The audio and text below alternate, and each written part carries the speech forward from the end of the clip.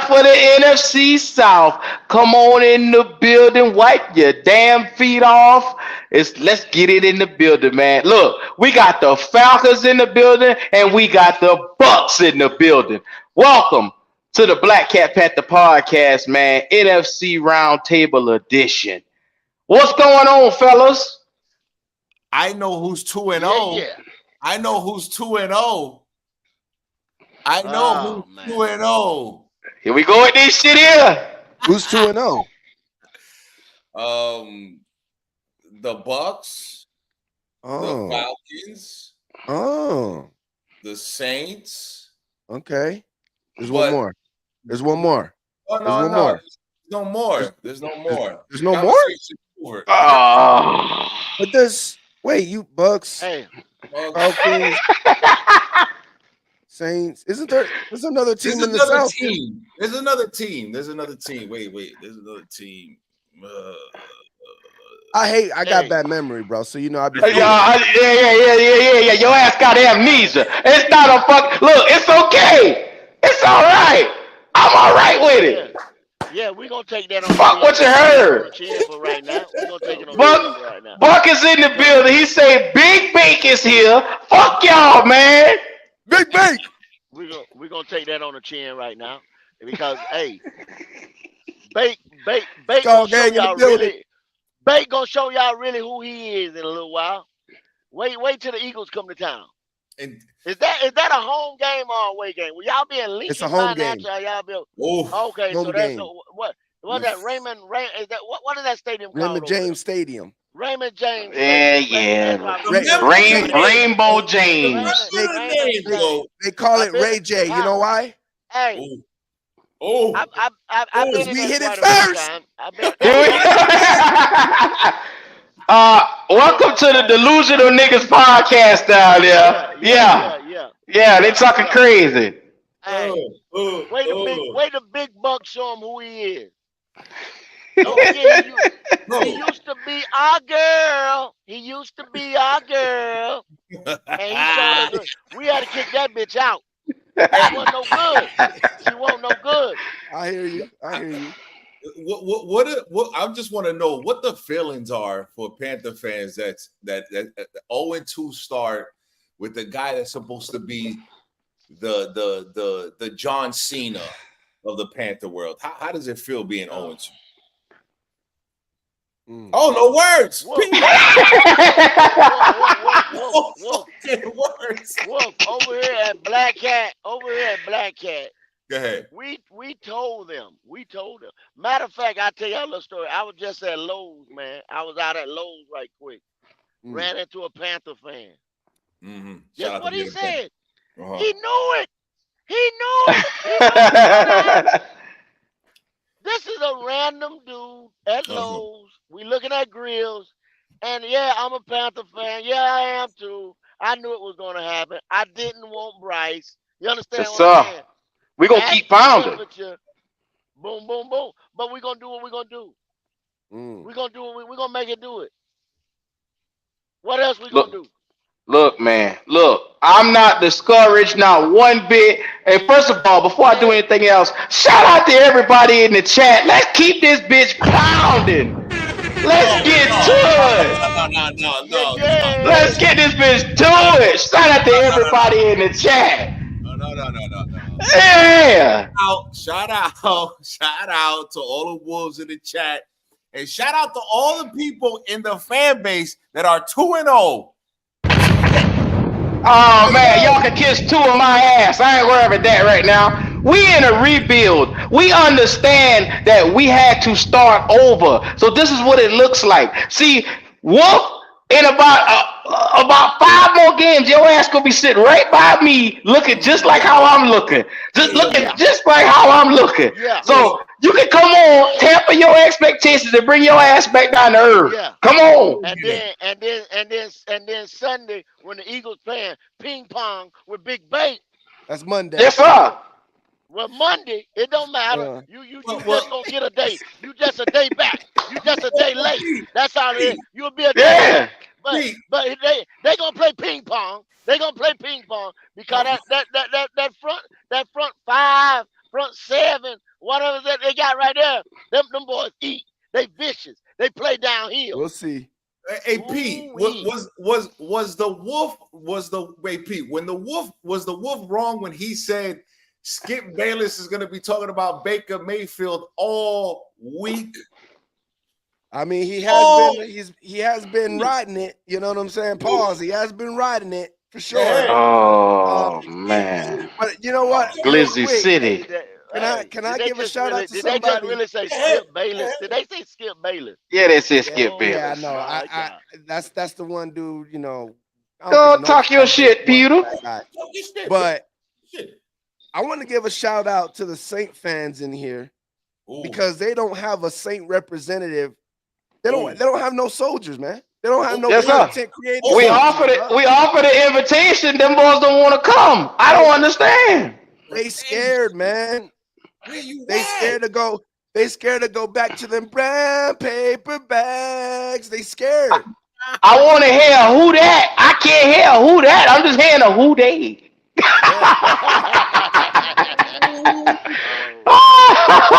Listen, y'all gotta go when you click on YouTube.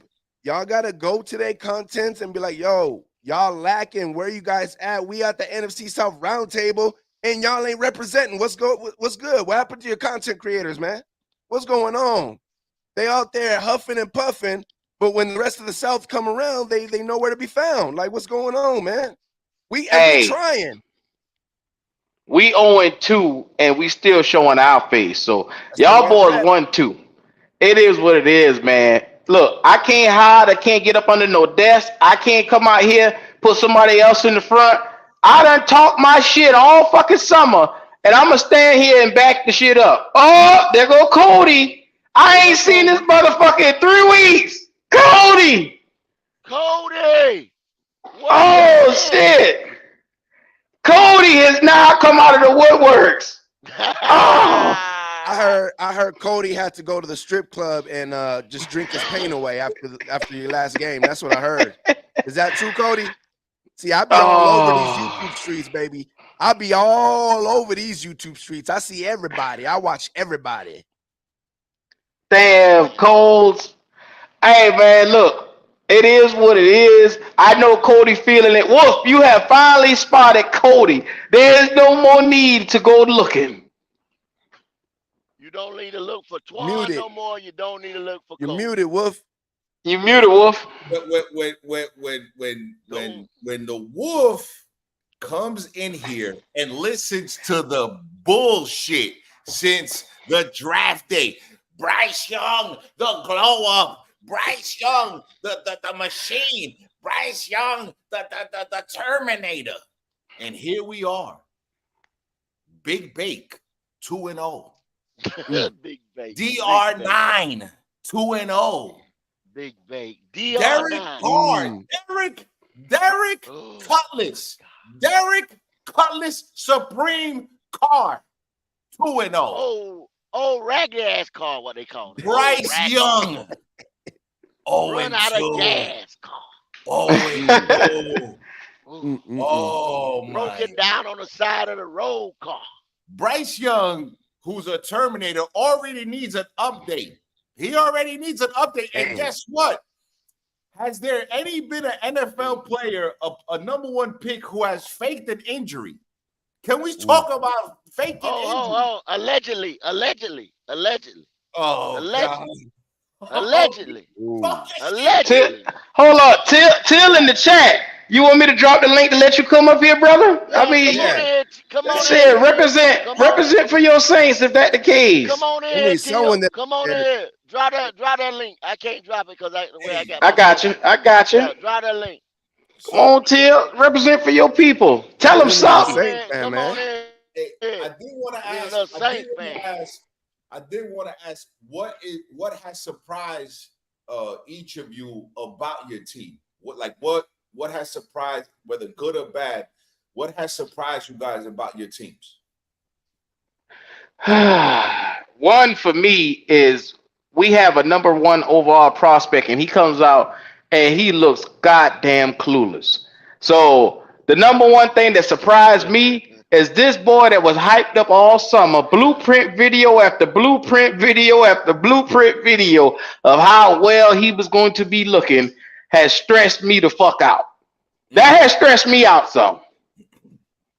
If I can speak on you guys, one of the surprise for me, it's not necessarily him struggling. It's the it's the fact of how much you guys don't protect that man. And I don't mean the O-line. I mean the play calling, what you're asking him to do. We talked about it last week where I was saying that your head coach was talking about, oh, we're going to dial it back on Bryce and, not give him so much or whatever. It did nothing look different. They look like they put all of it on him once again, another game of just, oh, Bryce, win us the game. Like they're not protecting that man, bro. They're not giving him easy plays. They're not like, simple reads. Like that's what surprised me. I thought it would be, especially in today's age of NFL football, how these offenses are coming out here and making these playbooks very easy, almost college-like for some of these players. I was surprised on how opposite of that they've been doing for Bryce, where it's like they really meant like, oh, he seems like a 2-year quarterback. They really took that to heart and really like act like he out there being Joe Montana already and just there you go, Pewter, right there. They took that to heart. Somebody, you know my saying. Somebody got sold some magic beans. Yes, because they thought that we could put any kind of receivers with this guy and that he was just getting ready to, like I said, make him Joe Montana, or some of the greats that knew how to distribute that ball, like he was in his 13th year in the NFL. He was getting ready to throw these guys open. He was getting ready to show these guys how to come out of their breaks and all types of stuff like that. And it's just a whole cluster of everything. Offensive line, the receivers, the play calling, and Bryce himself. I mean, so everybody get a little bit of that blame to go around. Everybody gets some much. With my thing, I think I'm very surprised that Baker is playing very well. I'm surprised, but the kids got a lot of. I've always said Baker's got a lot of fire, a lot of balls. So I'm surprised. The defense is playing great over there in Tampa. I'm surprised that they haven't signed Brian Burns on the Carolina side. I'm very surprised they haven't signed Brian Burns at this point. And I think that on our side, I'm not gonna lie, I think B. John Robinson and Tyler Algier, if they stay healthy, they're gonna be a problem for a lot of teams in the NFL because both those guys right now are in the top 10 in rushing yards, and they're gonna be a problem. So that's surprising. As far as the Saints, here we go. Saints in the building. Oh, you in the building? Okay. We right here. like that. What's your name? There we go. Tell the legend. Representative Nola Bros. Representative Nola Bros. Tell the legend. What's up, Kendall? What's up, Q? What's going on? What's going on? Till I meant that. Man, we got into it so much on Thursday and Friday. I meant to hit you on Instagram to see if you want to come on. I meant to hit you on Instagram. I appreciate it, and I appreciate you. Just got so long. Thank you, Kendall, for the congratulations too, brother. I appreciate that too, man. Thank you for always showing love and showing out for me, bro. I appreciate that, dog. On the baby, man. I appreciate that. We appreciate you coming on here. My name is Wolf Solidify. I'm a representative of the Atlanta Falcons. Much love. You know what I'm saying? So come through. You know what I'm saying? You know what I mean? At me, I'll at you, whatever. I'm surprised that the Saints are 2-0 as well. But Dennis Allen is a better defensive coach than he is a head coach. Okay. So I'm not surprised that they 2-0 at this point. You know what I'm saying? But so you said you are surprised or you're not surprised? Which one? I'm not surprised that their defense is still what it is, but I am, Wolf. I am, because I didn't. Like I said, I was sitting in the building Monday night, and I did not think that y'all two rookie tackles would do what they did. I did not think that, and I thought we run all over y'all. That was where I thought we were gonna get that win with the running game. Well, we got one. You talking about D tackle? Yeah, Kendall? the D tackle. The D Oh, tackle. we got Yeah. one. So we got one rookie D tackle, Brian Brisee. I know y'all know him from Carolina. He went But to y'all, Clemson. yeah, I know Clemson y'all boy, got yes, Brian sir. Brisee, but the other guy, he didn't start Hey, last year though, right? Hey. So what happened was, and what people don't understand, we did a whole revamp of our D line besides Cam Jordan. That was the only person that Cam Jordan and Carl Grandison, who had an amazing game. But the two interior Grandison, D there linemen, you go, Grandison. Yeah, Grandison. Carl Yeah. Grandison, he's about 3-4 years though. But we got rid of Shy Tuttle and David Onyemata, and we picked up Colin Saunders and Shepard from the Jets. And because what people don't know, man, we always had a great defense, always had a great running game, but run defense. But last year, man, we went from top 3 to bottom 5 because the interior wasn't getting no push, wasn't getting stopping the run at all. So that's why we decided to move on from Shy Tuttle and David Onyemata. And I know he with you guys. One's with Atlanta and one's with Carolina. These guys, they were solid. They was okay, but we felt like they reached a peak with us. You know what I'm saying? And if you see the numbers from the run game last year, you'll see why. So them guys coming along, Colin Saunders and Nathan Shepard, they've really been big impact players for us, especially Saunders in the run game. And Shepard, you saw yesterday, last week with a couple of hits on Bryce Young. Them guys are wreaking havoc in the backfield. Yeah, they stood up. They stood up. They surprised the hell out of me. And I still think they defense is overrated. But let me tell you what I'm surprised about. I was about to get to that. Talk to me, Brady. I'm gonna tell you what I'm surprised about with the Lemon. Okay. He's struggling way more than I thought. Now who are you speaking of, Buck? Who you speaking of? Carr. Talking about Carr. The Okay. offense is he's struggling a lot more. Yeah. I'm talking about the Lemon that they sold. Okay. But you got a passed around NFC horror. But go ahead. Okay. All right. There it is. Go ahead. And listen, Talk to me. he got the third best QBR in the NFL right now. So listen look at that. He's a top 5 quarterback right now. DR9 is in that conversation there is not 5 quarterbacks in the league right now that's looking better than that whore you speak of. Yeah. So when you speak the name, go ahead. You speak it right. Big Bake. Yeah, but we're talking about week 2. We're not talking about week 12. Yeah, Please talk about week 12. Shout out to my Carolina brothers. They know something about starting 3-0 with a quarterback, Sam Darnold, thinking he the shit, and then all of a sudden he starts seeing ghosts. But we're gonna see. We're gonna see. Here's the thing. We like to talk our trash. We like to talk our trash and this and this and that. But on reality, Buck fans know what it is. We're not sitting here acting like we know that Baker's going to be MVP. Baker is not doing anything that we didn't think he was going to do. The only thing is he hasn't turned over the ball yet. So we're like, okay, hand clap for that. We proud of that. Besides that, he's not doing nothing.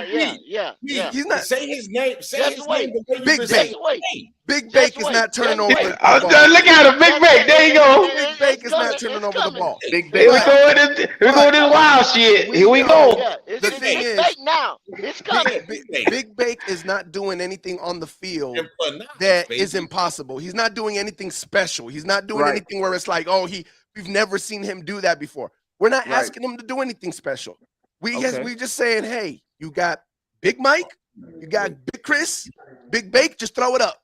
That's all we're asking him to do. Hey, that's little Mike to Marshawn. Go ahead, please, bro. Don't get me started with that. Please, the numbers get me started with that. Brother, the number, hey, brother, you can't get started. Everybody in the NFL knows what Marshawn do to I got tape. The man cannot handle Mike by himself. It looks like it when he has a safety over the top. When he has a safety over the top, he can handle Mike. One-on-one, he can. So look, numbers don't lie, my brother. Numbers don't lie, my brother. Numbers don't lie. Neither does the tape. I got that. Go to the Real Talk Perez channel and go look up the all 22. You will see a whole game of him getting killed by Mike when he's one-on-one. Killed by Mike. Fitzpatrick looked like Tom Brady with Mike Evans when they left him one-on-one.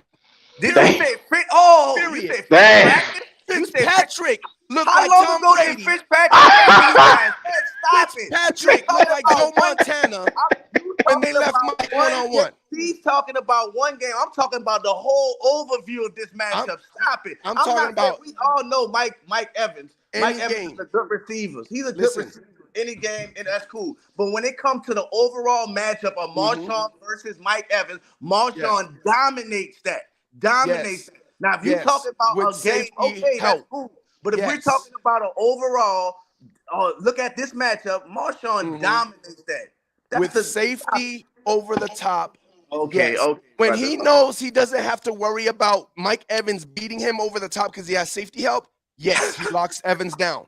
When he don't have that safety help, that man is lost. Okay, that man is lost. Marshawn right now. Hey, let me tell you something, brother. Because we play y'all next week. Marshawn Lattimore right now is playing out of his mind. He's not allowed a one pass on him. Out of his mind. You should have 3 touchdown passes. Can we get a live? Tennessee Can we get alone. a live play-by-play with? We could do that. Legend and P. Can we get a live? We do that. Oh well, we do that. Oh shit! Here we go.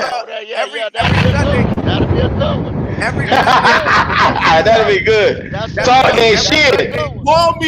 Call me Paul Heyman the Wolf. I'm trying to get this shit. It's all good. Listen. It's locked in on my side. We go live every game. We never miss a game, bro. We've been doing this. This going on our second, almost third year. We never miss a game. That's what we do every and not just the Saints also, because we call NOLA Bros. So I'm from New Orleans, Louisiana. I do this show with 3 of my best friends that we've been best friends for 21 years, and we represent the New Orleans Saints and the New Orleans Pelicans. So every game for the New Orleans Saints and Pelicans, you can catch us live, play-by-play. I ain't gonna say play-by-play, but we in that live reaction. You watching the game with the bros, so you always welcome to come in. You subscribe? Did you subscribe to me? Did you subscribe to Pete? Nah, I didn't, but I got y'all, brothers. I will subscribe to y'all. And I put NOLA Blurs in the chat, so everybody go over there and show that love over there. Appreciate you, Q. Yes, sir. Yes, sir. And I want to say, y'all can do next week. Y'all can do a link up. Yeah, y'all can do a link up. And look, Q and that's so crazy. I didn't know Kendall, man. I just started watching, man. Hey, man, y'all been doing a great job with the channel too, man. Growing and stuff like that, man. For sure, man. Appreciate it, fam. And Kendall, so funny, man. I was looking at old shows from years ago and hearing you and to see you on a platform, bro, is well deserved, bro. Well deserved, bro. So keep doing your yes, sir. Keep doing yes, your sir. Yo, It's his time. Shout out to all the Buck fans. Shout out to all the Falcon fans in the building. Shout out to all the Panther fans, all the Saint fans in the building, bro. Look at it. He got the horn. Look I still got the sound card. Somebody got the sound. Hey, yo, brother. The Buck fans. Brother, all types of shit happening in the South. Listen. Whoever said that the South is the weakest division, we not the weakest division. We the most popping division. Hey, real talk. Real talk. They doubted it this year. They shit on us. The Eagle fan, quick. No, real talk. Hey, they doubted us this real quick and just throw this division away, man. So besides our 704 people, we really holding it down for this South. You know what I'm saying? Damn. Hey, hold on. Hey. We're going to take them shots for right now. We're going to take them shots for right now. You know, we're going to take them. God damn. You see the shit we got to go through when we losing? But look, oh, my God. It's different with losing, but it's different when you got everybody in the division 2-0 and y'all ain't Hey, Till. Now, tell the truth. Tell the truth. Did you see that? Did you see that? See what? Did you see that coming? No. Let me be honest. I'm gonna be honest. I did. Keep it up. Keep it up. When I had the ranking of the division, I had the Saints and I had Carolina, then Atlanta, and then Tampa Bay. I ain't gonna lie to you. That was my before the season prediction. Saints, Carolina, Atlanta, then Tampa Bay. I'm gonna have to readjust it. I'll be honest with you. It's gonna have to. You gotta readjust. You better readjust right now. This week 2 for right now. This is how I'm looking at it. It's us. It's Atlanta. It's Tampa Bay, and then the Kitty Cats. So y'all hear that, Buck Nation? They still sleeping. Damn. I don't believe. I don't. Damn. Let me tell you why. Hold on. Let me tell you why, brothers. Let me tell you why. As far as I got Atlanta up there. You know, Atlanta don't want. They think they are rivalry and all this other stuff. But you know, real talk. They all little brothers. You know, they got all G. They got all our players. They got all front office and everything. That's why they looking the way they look at Terry Fontenot. He come under Mickey Loomis. You got all our reject players. You know what I'm saying? So they over that. They building and they drafting the right way. You got Robinson. He's gonna be electrifying. I'm not sold on Ritter. London is gonna be okay. Pitts is. You know, he got to find his way, but they got a decent defense. So they building. I got lie. Atlanta is building the right way, man. Tampa Bay, I think they're gonna fall off in the mid of the season. I think they're gonna fall off. But you ain't heard though. You ain't heard Till. What you say? What happened? Ritter is the next Matt Ryan. Stop it! What? Stop Ritter's it! the next Matt Ryan. Stop You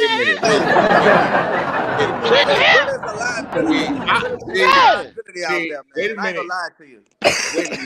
Wait a minute. So what for that post running game that y'all got? I don't think Ritter even be looking. Hold on. Half is bad. Half is good. First of all, hold on.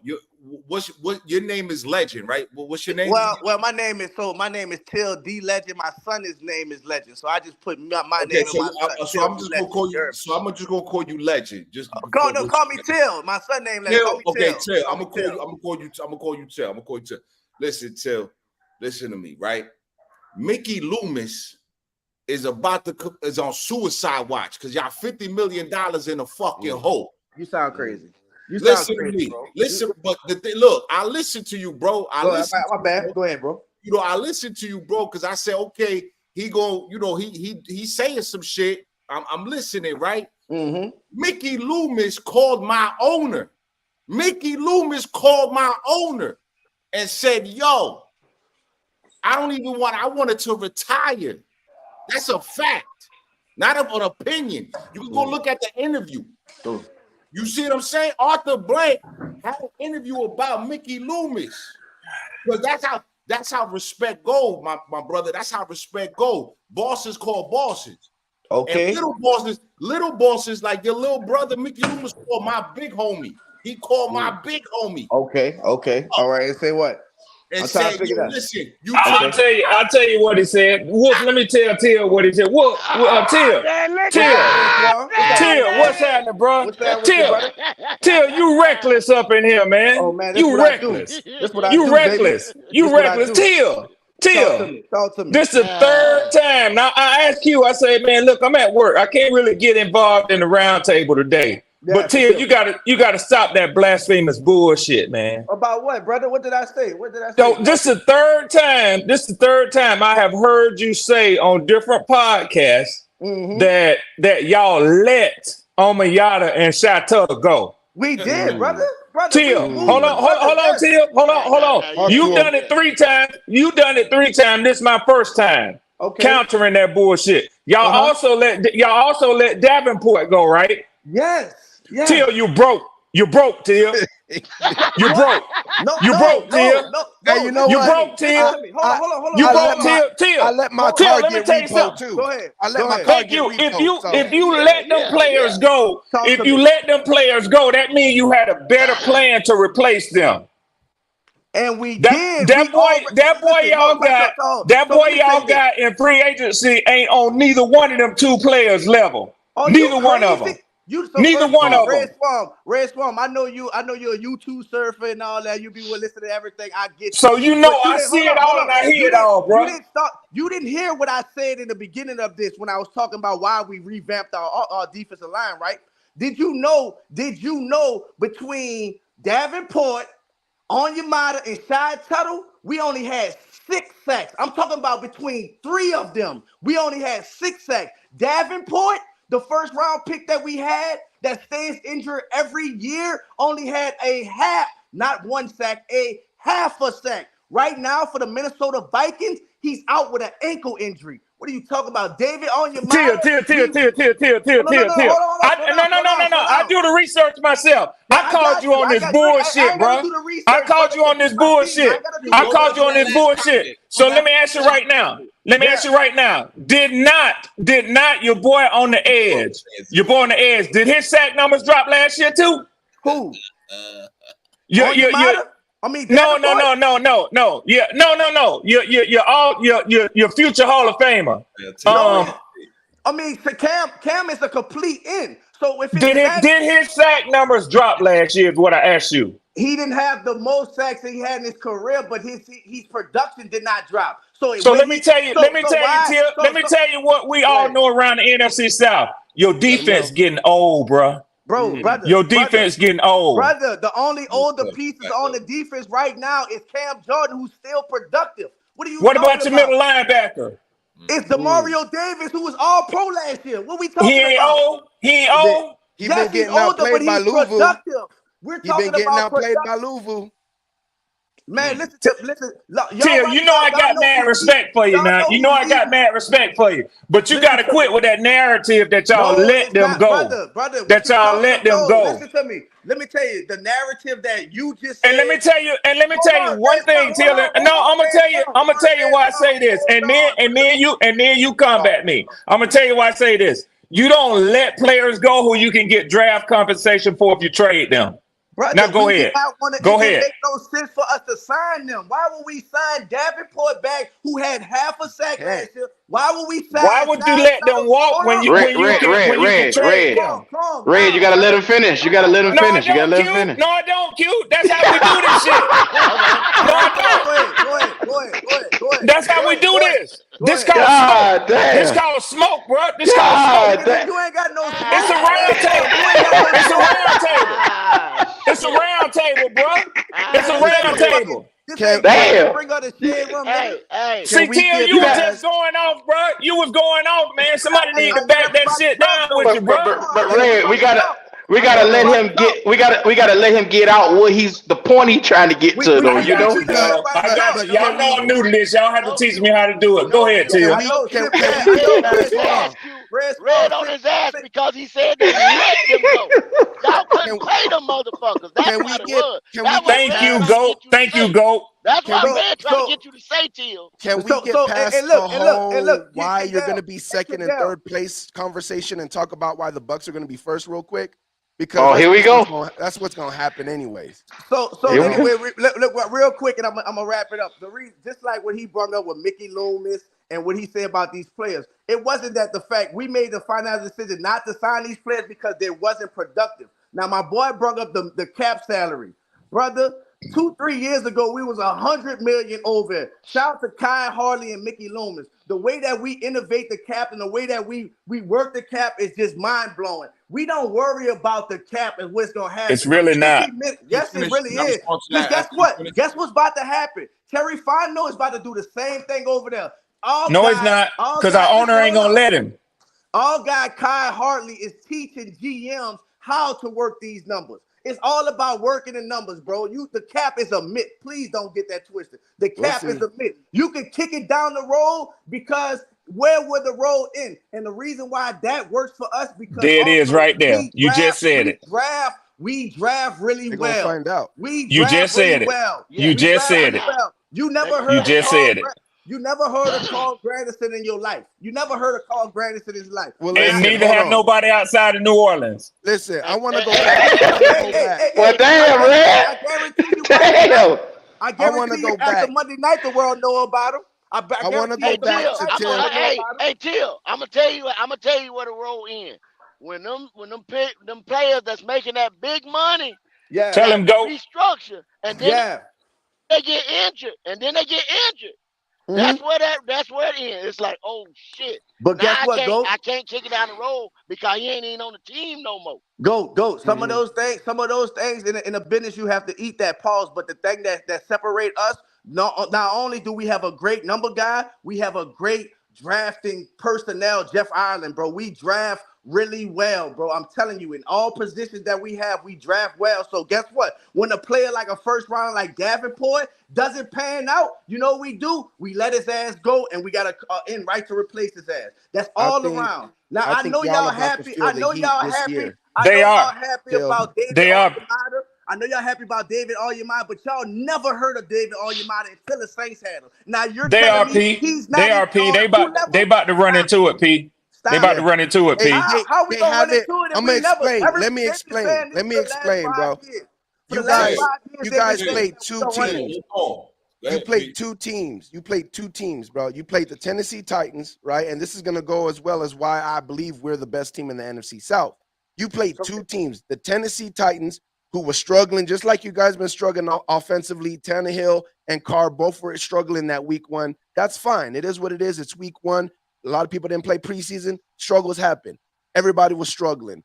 But that you guys pulled that. David Carr was struggling. Derek Carr was struggling. Who keeps saying that? Y'all was struggling. He threw for 300. He threw for Tennessee. He threw for 305 yards. Derek Carr did not look like the Raiders Derek Carr yet. He has not looked like the Raiders Derek Carr yet. Okay, he hasn't. He has. What yet? In week 2, you're talking about. But guess what? Let me finish. Go ahead. Let me finish. Go ahead. So right now you're talking about, we drafted good. You don't know if you drafted good. Like we haven't heard of any of these players. 3 years. You haven't had any real competition yet in this season. You played the Titans, then you went and you played the Panthers, who are struggling mightily offensively, so they're not giving you no type of pressure. No, we're struggling offensively. Yeah. We horrible. We horrible, bro. We horrible. With a rookie, you can take that. Tell it like it is. But not we horrible.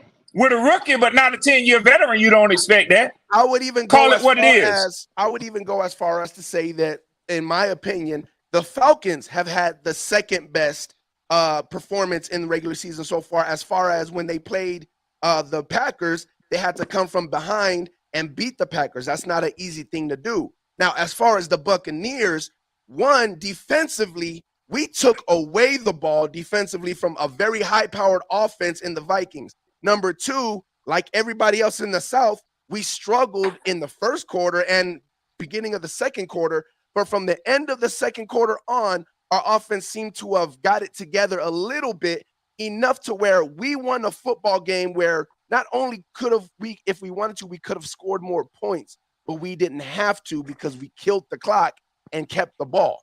So we've had the best wins. So I disagree with that, P. Y'all ain't all that, bro. You sound like everybody. Everybody. See, there's a difference. I said we have the best wins. Special y'all did. Everybody did that. The same time. And every game that we played, our offense sealed the game with a big throw from Derek Carr, and we killed the clock, and we didn't have to score in both games. The game against Carolina was supposed to be 25-3. Andy Dalton would have beat y'all, Andy Dalton would have beat y'all if he would have started that game. Y'all didn't look good out there, bro. Y'all didn't look good out there. You telling me, hold on. The defense doesn't look good? That's what you're telling me? Our defense doesn't look good? I'm telling you at halftime. So hold on, wait a minute, Ray. Hold on, wait a minute, Ray. Till, I'm gonna be real with you. That offense that we trotted out there, it can make y'all look like the 95 bed, the 85 Bears, as bad as we look. Y'all didn't look good. We were horrible, bro. Tell them again, Q. Q, I get that y'all looked horrible, but guess what, Q? We talking about since last year, we on a 10-game streak of allowing 20 or less points, my brother. We allowed 20. Okay. Before y'all scored that garbage touchdown, there was 8 quarters of no touchdowns, brother. That's the biggest this ain't no fluke shit that I'm talking about. I understand y'all offense and Bryce Young is not ready, and y'all didn't have enough. But it's not just. I'm not just basing this off of Carolina. Even though Tennessee offense wasn't at Tannehill, we made Tannehill have a trash game because the next week he went up there and beat the Chargers. Till, you caught us on hoodie. South. It's the NFC South, and we ain't gonna give each other prayer. We're gonna say we this and that, but we gonna see. But hold on, Till, because you caught us on who's that Hoodie Jube's channel the other week. What did I tell Hoodie Jube and them boys that night? You guys have 5 turnovers. You had 3 interceptions. 2 fumbles, 2 fumble recoveries, and you only managed to score 16 points. Yeah. So a work in progress against Tennessee. That was the week before we had played y'all. So Tennessee's defense was able to nullify what y'all wanted to do offensively. So for me, Derek Carr scored the quietest 305. I think it was 307 really. 307 yards that I've ever seen in a game. It was quiet. And I seen Tannehill miss like 3 touchdowns, bro. And I still said they had Andy Dalton that ball. He would have beat y'all, too. Listen, I'm gonna tell you this, brother, and what Carolina gonna see. Carolina, Andy Dalton is a decent quarterback, but I'm gonna tell you, he's not gonna win games for you like that. He's gonna get you some game. He know your defense. He would have beat y'all. He would have beat y'all Monday night, too. He know your defense. Andy Dalton can know the defense all he wants, but when that play break down, so does Andy Dalton. I've seen this with my own eyes. I'm gonna be honest with you. If we didn't have Andy Dalton, we would have been in a way better position last year. We didn't have Andy Dalton. No, 100%. No, for sure. If he was efficient, he was efficient for y'all though. Like that? You gonna do the man like that, Tim? No, 100%. He might be telling the truth. Andy Dalton is not the same Andy Dalton from the Bengals. Now, Pete, you stay out of that because now you're gonna make them jump on big bank ass. No. Don't do that now. Don't do Andy that. Dalton is a journeyman quarterback. It's a journeyman quarterback that's been there for the last 4 years. I gotta run. He's right. He's not the same quarterback. He's not. Trust me, he's not the same quarterback. Go look at the Arizona game Monday night when he threw 3 intercepts, 2 pick sixes in the first half. I get it. You're right about that. But here's the problem that I don't think you guys are understanding when we talk about the Panthers. In a regular competitive football game, you're 100% right about Andy Dalton. But in the game that you played against the Panthers, I don't think y'all understand just how bad offensively that game was going back and forth. Like, Andy Dalton hasn't shown a performance that bad. Like, I get he's not a good quarterback and all that stuff. He's a journeyman and all that. But any journeyman could have came into that game and looked competent compared to what the other side was looking like. Both sides. Talking about Bryce Young. That's Bryce. I'm talking about Bryce Young. But no, Derek Carr was bad too, bro. Because I was in the stadiums looking at it. Every time I look at Derek Carr, you went home early, brother. I left early in the third quarter, bro. I left early.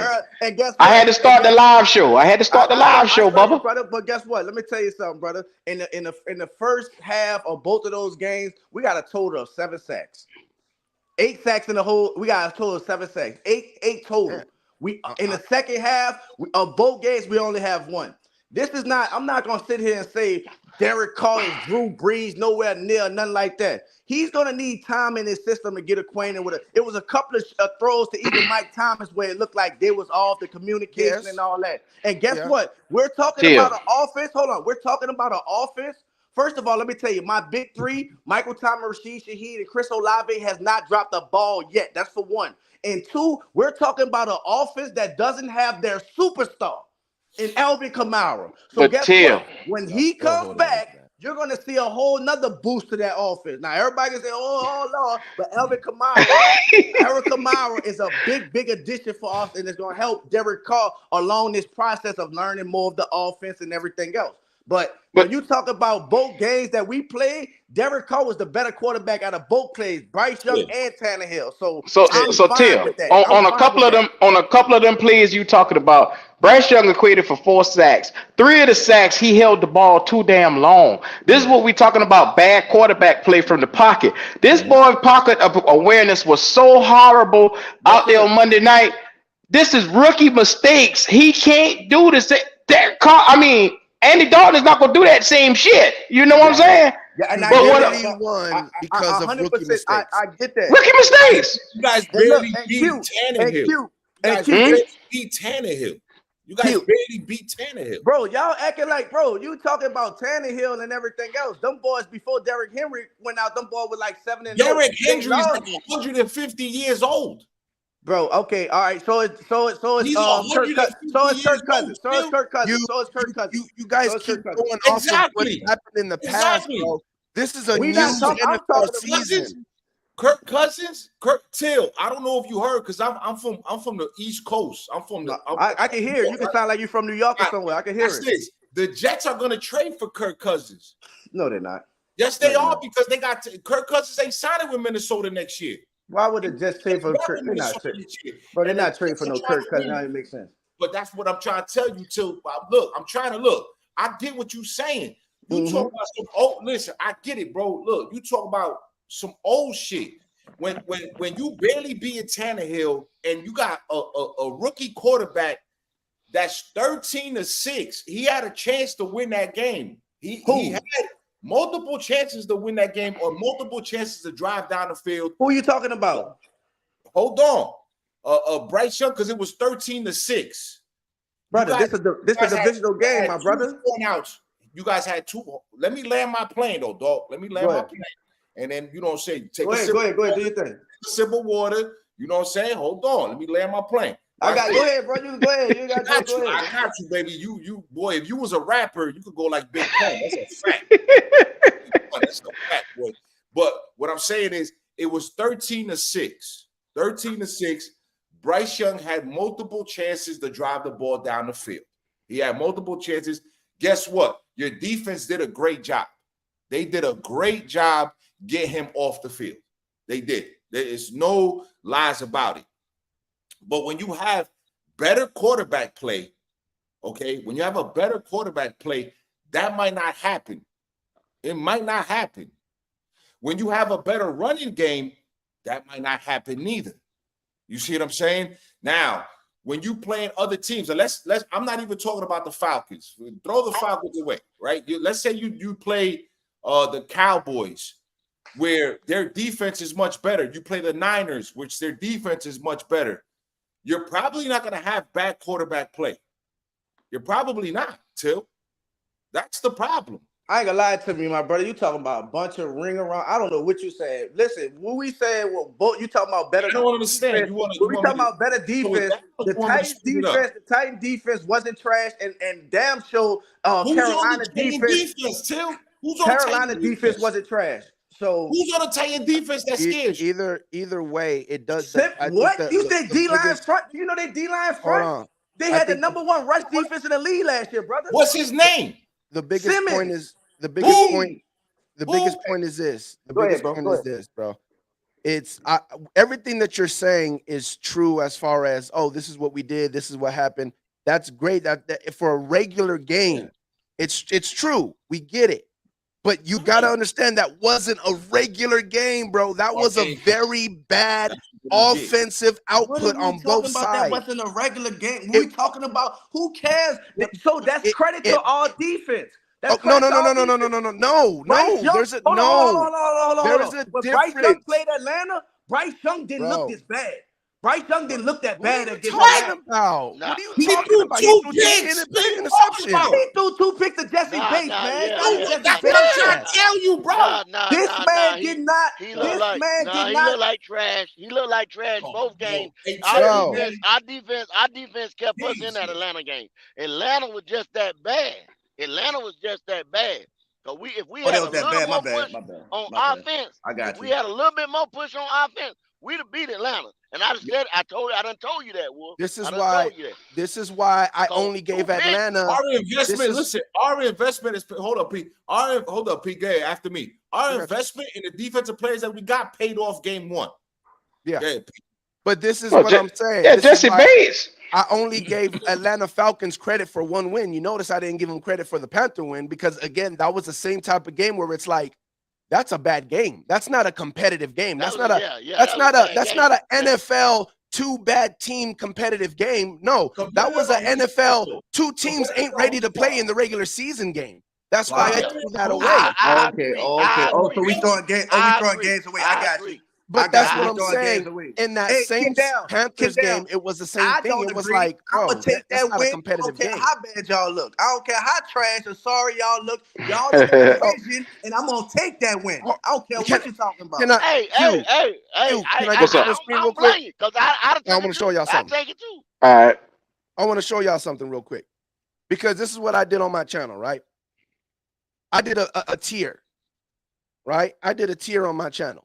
That's a nice setup, bro. I like that. I like your setup, bro. That's nice. Yes, Here's sir. the tier, right? We got the great. Now, you don't have to worry about where I put whoever, right? You got the average right here. You got the bad right here. This is where I got Atlanta, right?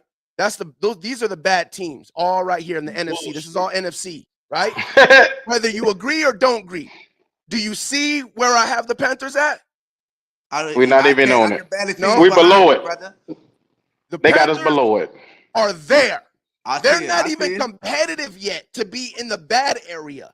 Right. And the game that you guys had against the Panthers, You guys were playing at that level, at the Panthers level. If it wasn't for the experience of a Derek Carr to say, you know what, screw it, their offense ain't doing nothing anyways. Let me just throw this shit to Olave and see if he catches it. If he didn't have the experience to just say, let me take that shot, you guys would probably still be playing right now.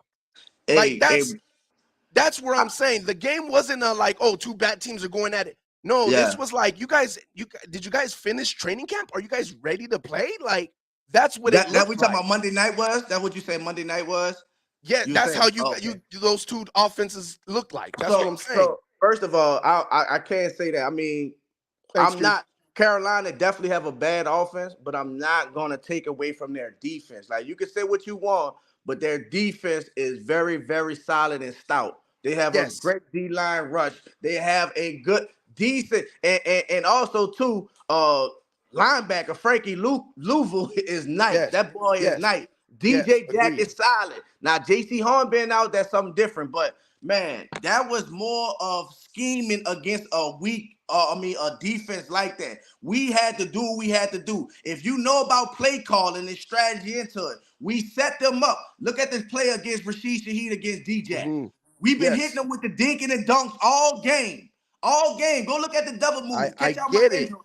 It's on my intro too, Q. I got him on the intro too. DJ getting his ass burnt and Jamie talking to him. Looking on the ground talking to him. But man, we perfectly fine in our offense, bro. Now, if y'all don't want to count those games because y'all saying how trash the Panthers offense is, that's cool, bro. I understand that. But at the end of the game, we're 2-0. That was a divisional opponent. I don't care how trash a team is. When he in your division, that game means something. That game means sometimes. One last thing. And we can move on, Q, if you want. But I get what you're saying, and you're right. You're right. Everything that you're saying. What I'm saying is, when you saw the Saints' offense on the field, you can see the Panthers' defense, and you can see Louisville making plays, and you can see the D-line, and we know about Burns, and we can see him doing his part. We can see Louisville causing havoc and stuff like that. We all see that, and we say, yeah, the Panthers look like they got a little something on defense. But you can still see the messing up of Derek Carr is not on par with Michael Thomas yet. He threw that terrible interception where you're like, what are you doing? So you still hold on. You still saw an offense on your side where you're like, they're playing some bad ball. Yes, we still see the credit for the D of the Panthers, but as well, Derek Carr and that offense is playing some terrible ball. Then you flip the screen, and again, on the defense, you see DeMario doing what DeMario does. You see your D-line getting sacks and stuff like that. And you're like, yeah, you know, the Saints got a little defense too. We can see that. But you also see, man, Bryce Young just fumbled the ball and took away points from them. He's playing terrible football. He's holding on to the ball too long. He's missing his freaking receivers. Some of his receivers aren't getting open. He's missing down the field. He's not even seeing. You still see the bad football on offense where you're saying, I know they're both playing bad, but this is not competitive. If this was another team that was just having a bad day, it would still look good compared to what we're seeing from both of these offenses. That it doesn't just look bad. It looks like they're not ready. I mean, I don't think any NFL team is blowing nobody out right now. I don't think no NFL team, I'm like, besides the Cowboys with the Giants that game, but I don't think I think everybody's weak too. Like what you said about Derek Carr, you absolutely right. He's not on 100% communication with his Michael Thomas yet, which is work, but Michael Thomas had beautiful seven catches last game with a beautiful back shoulder on the sideline, catching bounce, the butt cheek catch. And but I'm not y'all. Everything that y'all giving y'allself props of, like your boy said, our defense put us in a position to win that game. Well, so did our defense. And so is our defense. Until our offense catch up and getting everything together, it's gonna take some time. So I'm not worried about what Derek Carr is right now. That interception, you could go on the screen and I say, what the fuck? So did he throw an interception on Tennessee? What the fuck was you thinking? A lollipop throw he threw to Vine Bell. I'm like that. But guess what? What happens in the second quarter? Didn't throw nothing else.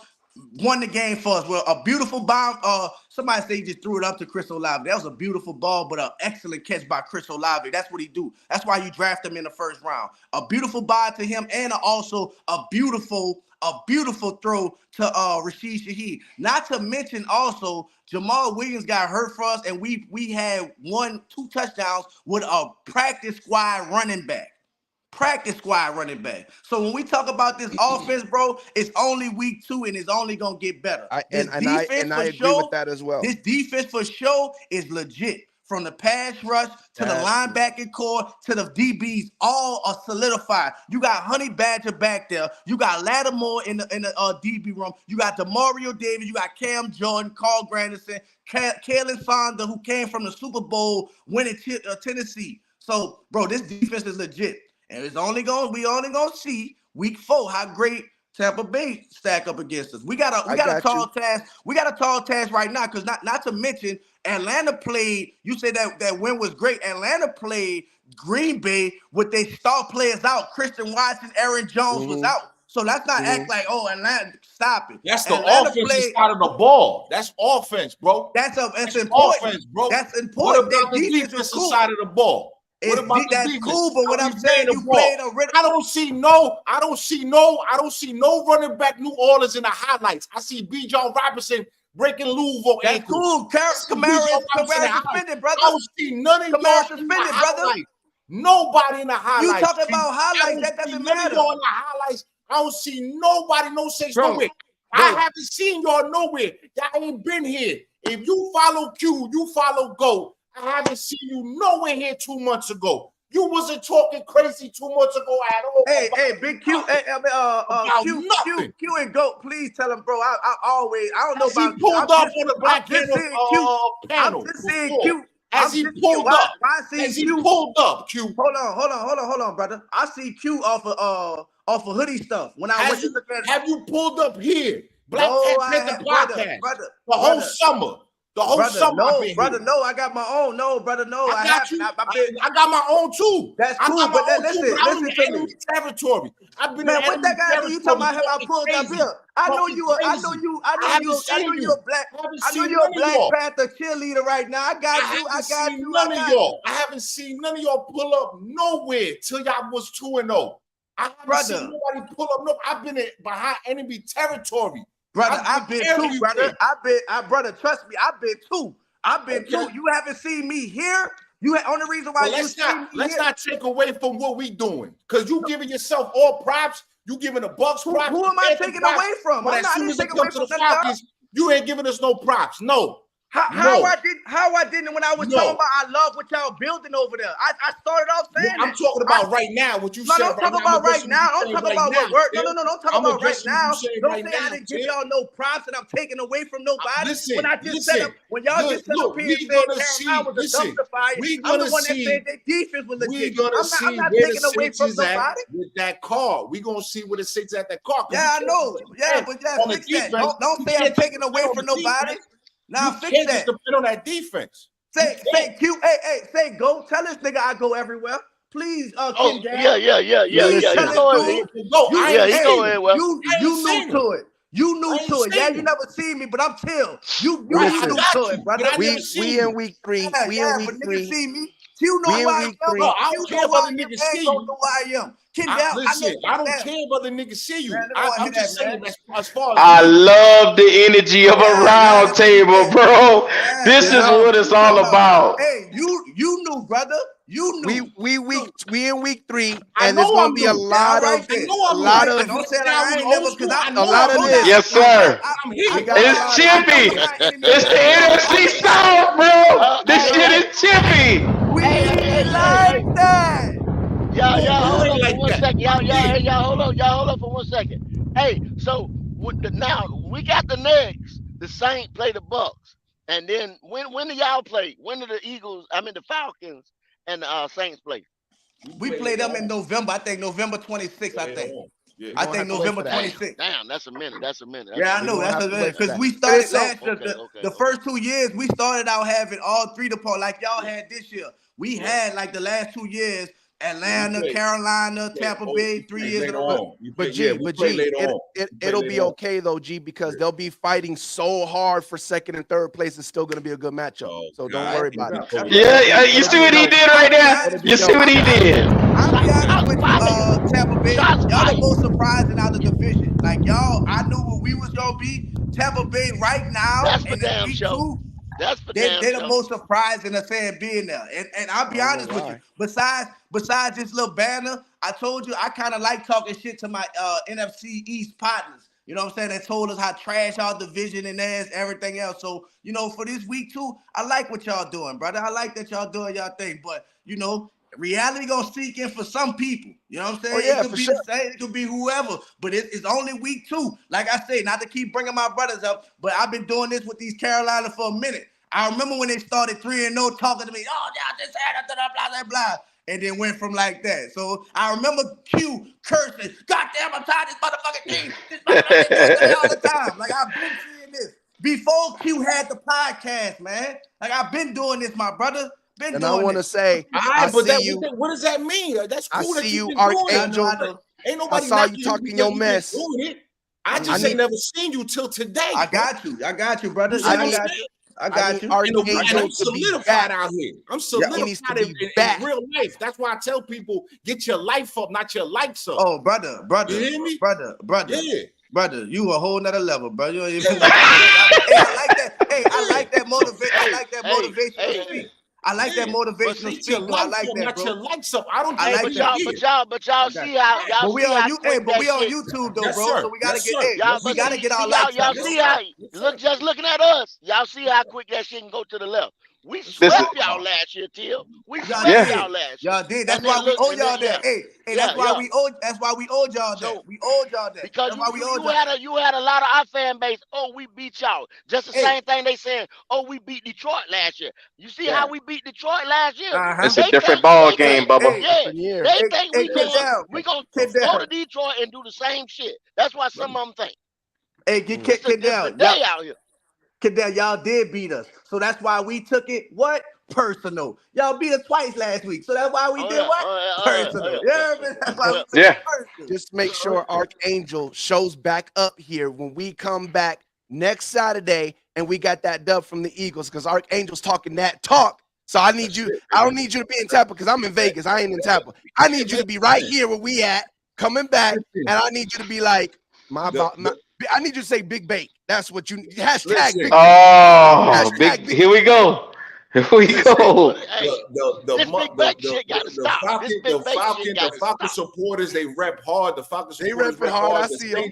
The Saints supporters rep hard. The Bucks and the Panthers. Even though the Panthers are 0-2, you still got some of these guys that go all out for the fucking team. So that's what we're here to do. We're here to energize the motherfucking people in the chat. We're here to energize each other, and that's what he do. It would never go left because they don't need to go left. No way. For sure. Hey, what's your name again, brother? Wolf is I'm solidified. All right. What's solidified? Hey, Wolf, quick question, brother. I hear your accent. I hear you from New York. How did you become an Atlanta Falcon fan, bro? I'm gonna tell you right now. Jerry Glansville was on the cover of the New York Daily Post with the mob boss of New York. And I was like, who the fuck is that guy? Hey, what part of New York? What part you from, bro? What part you from? I'm from the East Coast, bro. I live like 10 minutes away from Giant Stadium. I'm around the New York metropolitan area. What is that, Bronx? What is that, Bronx? What part? Nah, I live in Jersey. I live in Jersey. All right, Jersey. All right. I like East Coast. I like how y'all talk. I like y'all, bro. Yeah, and a quick story. I never had any issues with Saints fans, but there's a Saints guy that's a real big Saints guy up here on the East Coast. He's really big. He's probably the only big Saints fan. Shout out to him. Yeah. He actually kicked me out of his bagel shop. He kicked me out of the bagel shop. He did something right. He did it right, huh? He was talking shit. And he said, you know what, motherfucker? Get the fuck out of my shop. Get my coffee. Get the fuck out of here, huh? I love him for that. We still cool. That's my man, Gene. He's got a bagel shop in Clifton, New Jersey, and I love him to death. Man, that's what's up. Fans. And when you guys won the Super Bowl, that man literally was crying because of what happened that year. It was a tremendous year for you guys down there as far as life. And for sure. I remember that. Rest in peace to my grandma, man. I remember that. Hey, let me tell you, sorry bro. to hear that. Hey. When you talk about kicking people out, listen, my mother, shout out to my mother, because she's my biggest supporter. She come on every stream. But she know, my mother and sister know. They can't watch the game with me because they big Saints fan, but they're bullshitting. We lost. Nobody get out. Get out. Get out. It's real like that. But listen, you and P, I think will have a great show next week if you guys do it together because you guys have so much passion and so much energy. And listen, and look, for everybody in the chat, man, listen, we're here to entertain. We're here to entertain. I don't wish any of these guys on here no bad issues, no bad blood. We're just entertaining. So when the wolf get loud or Till gets loud or we're entertaining you guys because that's what we have to do. We have to re-energize our fan base because I'm sick and tired of the main media saying that the NFC South is the weakest fucking division. I'm tired of that shit. That's true, Wolf. That's true, Wolf. That's crazy. Since I have Till here. And again, I would love to, and I'm more than sure me and Till gonna make it happen. Again, I'm locked in, and I go live every game anyway, so I'm gonna be here on YouTube, and I'm more than sure Till is too. So we gonna get it locked in. But since you are here, and we hardly do get Saint fans that brave enough to show up, and we're gonna do that stream. I want to make sure that you're okay with me having, I have kids. Is that fine with you? Bro, I have kids, bro. That's cool. So let me tell you, bro, I don't have no problem with the kids. So I just wanted to ask you because I have 2 kids and here we go. I got you. God damn. That He was setting you up for that, Till. I like that. I just want to make sure it's okay.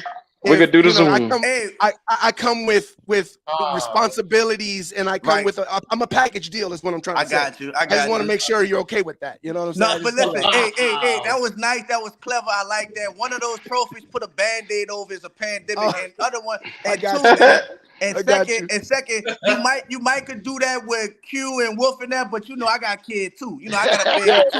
You know what I'm saying? So you might I got you. It's just you gotta understand. Like I said, it really is hard for me to find a Saint fan to talk like. I mean, I know this ain't for sure, but you get what I'm saying. So I get what you're saying. I respect it. I get what you're saying. Don't act like we ain't make Tom Brady hell out there. Don't act like we ain't have him breaking. Don't act like we ain't have him going out his body. Hey, I'm gonna tell you. I'm gonna be honest with you. I miss that motherfucker. You know what I'm saying? I miss him because my greatest pastime is making him angry, sacking his ass, making him look crazy, and yelling at the ref, yelling at his teammates. What the fuck are y'all doing? Like, I miss that. Like, I love that. So I got nothing but respect for Tom Brady. I mean, Drew Brees is the GOAT, but I got nothing but respect for Tom Brady and his competitive nature, and I'm gonna miss that rivalry. And it's good to see that y'all 2-0 after he left. But the question is, how long is it gonna last? You know what I'm saying? How long find out, man. Shout out to Slitter, the only Falcon fan Yes, I sir. can talk to after 28-3 debacle. That's the only Falcon fan I found on YouTube. I'm gonna tell you right What's now. up with you? Sports Shout out to Live Sports in the Live. ATL. That put Ritter in that So I got a question for you, Till. Talk to me, Q. If you free anytime, we would love to have you back again, brother. Because God damn it, it was different having that Saints voice in here today, bro. Q, no, real talk. I got y'all, man. Like I said, man, I fuck with y'all, man. Y'all know what it is, dog. It's so crazy. Listen to me. I just had my baby boy 2-3 weeks ago. You know what I'm saying? Congratulations, man. Congratulations. Listen, I was in the bed. I was giving him a bottle. And I heard y'all saying, man, we sent the link to the Saints fan. I'm like, what the fuck? Nobody coming? Hold on. Hold him. Get him right quick, please. That's why I ain't camered up, bitch. I ain't brushed my teeth yet. I'm in this bitch like, you know what I'm saying? But nah, man, I definitely would. I love what y'all doing and stuff like that, man. And come back, Till, man. You got me up, man. My heart rate going. Yeah, I know. Hey, bro, that's the energy. That's the energy I bring all day, every day. When they come to my team, bro. This is what I do. This is my life, dog. Like this in this wicked, crazy ass world that we live in. The Saints and the Pelicans is my family, of course, is my savior. So you know what I'm saying. This is what this is my life, bro. You know what I'm saying? You know the Wolf gonna baptize you, baby, over here too. You know what I'm saying? You know what I'm saying? Hey, Wolf. Wolf, you're gonna have to get some get back because we had a terrible season last year, but the two bright spots in our year. I know. All right, I ain't gotta say no more. I ain't got. You know by now. Usually me and Goat be going off, but we can't say shit. We 0-2, so we got to sit back. Yeah, Can't say nothing. yeah. Let me This shit hurt. We say a lot of almost and maybes. That's how we on. You Almost lucky and we didn't. maybes. You lucky Q Till and didn't Go. come last week because we're having fun because we got a Saint fan. But if he was here on the regular, we'd be on your ass right now, Q. Look. I've been spending all my free time, besides doing my research on my new opponents. I've been spending all my time going through all the Carolina podcasts and just listening to how miserable and sounding they be going through it. I just been having the best week. It's Panther it's football back. The Panthers miserable. They going crazy. Fire the coach. Fire the GM. I love it. I be in the comment section like, yeah, did you see that play? Man, what? I've been sitting here laughing. My wife like, what you laughing at? I say, babe, you have no idea. I'm just loving it. Hey, Till, when do you guys go live during the week? When do you guys go live? So we got one. We go Thursday. Every Thursday we go live. We got a Big Brother channel. Shout out to my brother Big Q. He one of the goats in the Godfather of the Saints podcast world. What he does, he reaches back to me. Shout out to Hoodie. Shout out to my brother Dolph. Every Thursday, he lets us broadcast on his channel every Thursday. Nothing, just you do your thing, get y'all shit off and all that. So we go live on Thursdays. We go live on sometimes on Saturdays and every game day. So like about 3 times a week we go live. And it's 4 of us. Like I said, it's 4 of us. It's 3 of my best friends that I've been, like I said, since we was in 8th grade. We've been best friends since 8th grade. So as we like 13, I'm 32 right now. You do the math. That's my brother. So we go live every day and we just talk our shit. You know what I'm saying? Yeah, that's cool, man. Well, Look, the description is in the bottom for his channel. Make sure y'all show him love. Go over there and subscribe, man. Yes, sir. We appreciate you pulling through, man. Look, it's on y'all now. It's open forum, man. It's free for all. Whatever y'all want to do now. So basically, what I just want to say is this: we got a tough game. We got a tough game against the Lions, and hopefully they got a game plan because Adam Hutchinson is a problem. CJ Gardner over there is a problem. He out. CJ out. Oh, CJ out. Okay, yeah, he out for the year. Oh, dang. So, yeah. Wow. So that's bad karma. I know he put on that ski mask, the first one, that ski mask, and but it's still gonna be a tough game. I think Detroit is bought all in on the Dan Campbell wave. But it's gonna be a tough game. If we could be 3-0, it puts a lot of pressure when we have to face divisional opponents, because I don't think we face another divisional opponent until we play the Saints again. So we gotta gain some ground, we gotta get some energy, and I think we'll be okay. But to be honest with you, man, I think that this division is probably gonna get back to where it needs to be. I keep telling people, listen, as much as I want to rag on Bryce, as much as I want to rag on Baker, as much as I want to rag on Derek Carr, they're competitors through and through. Yeah. And I don't never ever sleep on a competitor, because the problem is that Mickey Loomis has been successful for a long fucking time. Yeah, I'll be there. Yes, sir. Yes, sir. Slip. Scott Fitterer I give Scott Fitterer so much help just because there's so much shit that he's doing.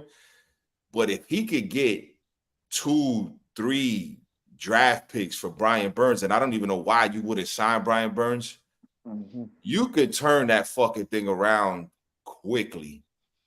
I just don't know what Bryce is because of I just don't know if his confidence. Me and Q talked about it. Go talked about it. The kid has never lost. Yeah. He's never took L's like this before, and that might do something to psychologically, right, to a player like that. Baker Mayfield has been in situations where it's like, you know what, he's playing like I don't give a fuck. I don't give a fuck. I don't give a fuck, and I don't give a fuck. Like and when you have a guy playing like that, if they beat the fucking Eagles, do you fucking guys know the energy that's gonna be the whole week if they beat the Eagles? It'll be like they won the Super Bowl. Do you guys Lie. know Ooh, that'll be ugly. it's gonna be? And again, if you have 3 teams in the fucking NFC South that's 3-0, do you know what type of shit they're gonna be writing next week? I'm just saying, Till, do you know? Do you know what type of shit they're gonna be coming up with? 100%. The media will have to flip it after that. If there is 3 teams that are 3-0 in the division, you will see the media talking about, hey, did we sleep on the NFC South? Pretty much whoever comes out of this division, because I think we all got a pretty tough team this week, except for the Saints, who I got a $200 ticket right here, and I got the Saints beating the Packers, and they gave me a 1.5, and I was shocked because I think the Saints should be able to, because I think you're saying again, I think your defense is overhyped, but I'm not. Yeah. That's not to say that I don't think they're not good. I think they're good. I just think people overhype how good they are, but I think it's good enough to mess up Jordan Love. I think you guys can pull that win off easily, to be honest. And now, Christian Watson and Aaron Jones might be playing too. I'm just throwing right, that out right. There. Well, maybe that's why they're giving you a 1.5 from Vegas. So. I got that. So besides that game, I think the Panthers, obviously, because the Panthers are going to have a tough game. I think the Detroit Lions, that's not no joke. And I've said it on my stream that if the Falcons beat the Lions, then now I have to sit back and be like, okay, I got to respect the Falcons. I gotta count them in this NFC South race. Right now, I'm just counting us and the Saints, and I'm hoping that the Saints lose to the Packers. And if the Saints lose to the Packers, I'm putting you down. You're going to see that stock drop, and you're going to be right there with the Falcons on the bad tier. But if the Falcons beat the Detroit Lions, now I got to start respecting the Falcons and put them up there. So whoever comes out in this division 3-0, right away the media is going to turn and be like, yeah, we were wrong about that team. So we all got pretty much a big game this week. You said if the Bucks beat the Eagles, it's like our Super Bowl. I wouldn't say it's like our Super Bowl because we know what it's like to play in a Super Bowl and win a Super Bowl. So we know the difference of how that feels. Here we go with this shit right here. But I will say this. Y'all, you do realize y'all overachieving right now. So we're going to let y'all have that shit. You overachieve away then, goddammit. Go ahead. Now you understand why there's never Saint fans on the stream when I'm on the stream. You know what I'm saying? But here we go. Here's the thing. If we beat the Eagles, it ain't that we're gonna feel like that's our Super Bowl. I think, like on a serious note, I think we're going to feel like, hey, maybe we can compete for that this year. You know what I'm saying? Because I look at the Eagles like they're a good team. They got a good roster. You know what I'm saying? Jalen Hurts is not playing too good right now, which is why a lot of Buck fans, including me, feel like we have a legitimate shot at winning this game, because I think we can mess Jalen Hurts up, and he's not playing too hard of football. Do you think it's the RPO rule? What do you mean, the RPO rule? What is this? Talking about that side backward pass, the way how they're doing it? Yes. Oh, man. You think that's the Eagles' offense? They're staggering them a little bit? I don't know what it is. Hurts looks like he kind of looks like Justin Fields, just not as bad. He's holding on to the ball. And sometimes he goes through his reads so fast and he's just quick to run the ball. So I don't know what is going on with Jalen Hurts, but he definitely the first 2 games has not looked hot.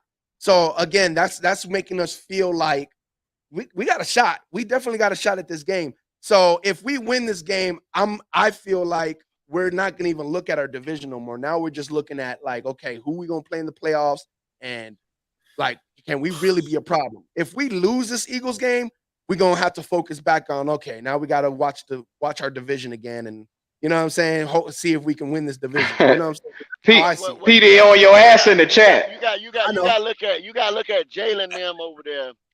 It's almost like San Francisco. Mm-hmm. Even if Jalen doesn't play good, that defense is so damn good. Agreed. Do they keep them in that and the run game? Until he gets his, and all he got to do is hit AJ one time with one explosive play, and they right back in it. That's why it's such a dangerous game. I agree. Why they so and that's why they so tough of a team, man. Yep. Yeah. Completely agree with you. No, they are. Just Philly's a tough team to beat. Philly definitely. They for the last 3-4 years, they've been definitely building the right way. You've seen it like they went to the Super Bowl. And they've drafted well. They've drafted well too. The fucking Philly Georgians, the Georgia Philly. Yeah. You know what I'm saying? So, they've drafted well. But the whole thing, like I was watching. I want to see Philly against this Cowboy defense though. I want to see Philly against this Cowboy defense. I hate to say it, because I can't say I'm from you from the East Coast. I'm from the West Coast, bro. Only thing in California, bro, 49ers, Raiders, Cowboys, and some Steelers. That's really Southern California, LA. That's all you really got over there, bro. So I grew up hating Cowboy fans. I can't stand Cowboy fans. So it pains me to say it, but man, the Cowboys, that defense looks so Michael Parsons, bro. Michael Parsons. Yes. It's all with him, bro. Hey, but they took a huge blow. Now the D-line is Diggs going out. And y'all know Gilmore, he's a good cornerback, but he got an injury history too. So any given day he could get hurt, and then you down to 2 cornerbacks that we really don't know about. And I shout out to my brother DJ Popper, man. He a big Cowboy fan, and he told me next man up, but next man ain't always the best man. You know what I'm saying? That's a fact. You mixing Diggs, and if anything else happened on that D line, we talk about them from being a great defense to mediocre. So mediocre there. Something funny right here. Something funny. I don't know if you guys heard, but you guys remember Will Levis? Yeah. All right. Yeah. Mayonnaise. You remember his girlfriend from the draft? Yeah. Well, now she hanging out with Anthony Richardson. What? Oh no! What? Wow. What? You say you lying? No, I said I got out. Oh my god! She broke up with him to hang out with Anthony Richardson. You know how that go in high school? They want the starter. She wanted the starter. Oh my god! She wanted the starter. She wanted to win a letter. Man, that gotta hurt, bro. That nigga hate AR-15 guts if that's the case. Got you, Q. Took his bitch. Hey. Q and don't be surprised, man. I said Andy not the same, but this offense might, have a chance. It might have a chance with him out there. To be honest, Till. That's the dilemma we got to face. If I asked them all that we did a show yesterday and say, say Andy pop off the next 2, right? Okay. Now I'm gonna ask all y'all on the panel right here. Andy pop off the next 2. Okay. Now this is the first time, I don't know if it's ever happened in NFL history or whatever, that the 1, 2, 3 quarterbacks that went in that same draft play each other. And damn near we play them back to back, right? Right. So do you say just on the strength of drafting him number 1, and he got the hot hand, do you bring Bryce back to play the Texans and the Colts? No. Do you try to rush him back? Go. This is after a bye. You know what I'm saying? Right. But you see, the owner can't. You just said the owner can't keep his ass out of the mix. Yeah. You understand what I'm saying? He's in it. He's just too busy. He's in everything. Fact. He's gonna come down, and he's got to see that. He got to see that. I think first of all, it start with your owner, because I don't even think I was listening to y'all all summer. I don't think a lot of y'all even wanted Bryce Young. Y'all wanted CJ Stroud, and I think it was the owner decision, and that's what it's gonna come down to. If Andy got that hot hand, with you, please don't start down that road, because they will never get off this fucking. We wanted particularly AR-15. Me, Gold, everybody. Yeah, that's what we wanted. And it fit y'all, and he fit y'all great. He'll fit y'all great, but I think if Andy Dalton is winning, you got to roll with the hot hand, because to be honest with you, Bryce Young, how he's looking, he should have set this year. He should have sat down. Now, Till, I said that shit, a motherfucker called me crazy. Now, Till, don't do this. Don't get me started. He should have said. Look at the great. Look who we playing this week. Jordan Love sitting behind Aaron Rodgers. Now he's not no Andy Rodgers, but still, he wasn't ready. Look. I said the same fucking words you said, and motherfucker argue me down and call me crazy. Now look at the little bitch on the field. Look at his little ass. And look, and so to answer your question, you have to. I think Andy Dalton's gonna give you the best chance if y'all really want to win. Andy Dalton's gonna give y'all the best chance to win, and I think he should sit, especially if y'all winning. If Andy Dalton go out there and competent and give y'all the chance to win and give that defense some rest, y'all gonna have to roll with him. Here's the problem. Here's the problem with that, Till. I think it's too late for that, bro. And here's the problem with that, because I agree with what you're saying. The problem is this. When Andy Dalton does go out there and the offense seem to actually look competitive, actually look like they're ready for a season now. Yeah. What does that do with the confidence of Bryce Young? What does that do? We already know what it's going to do with the fan base. We already know it's going to be hell all over the airwaves.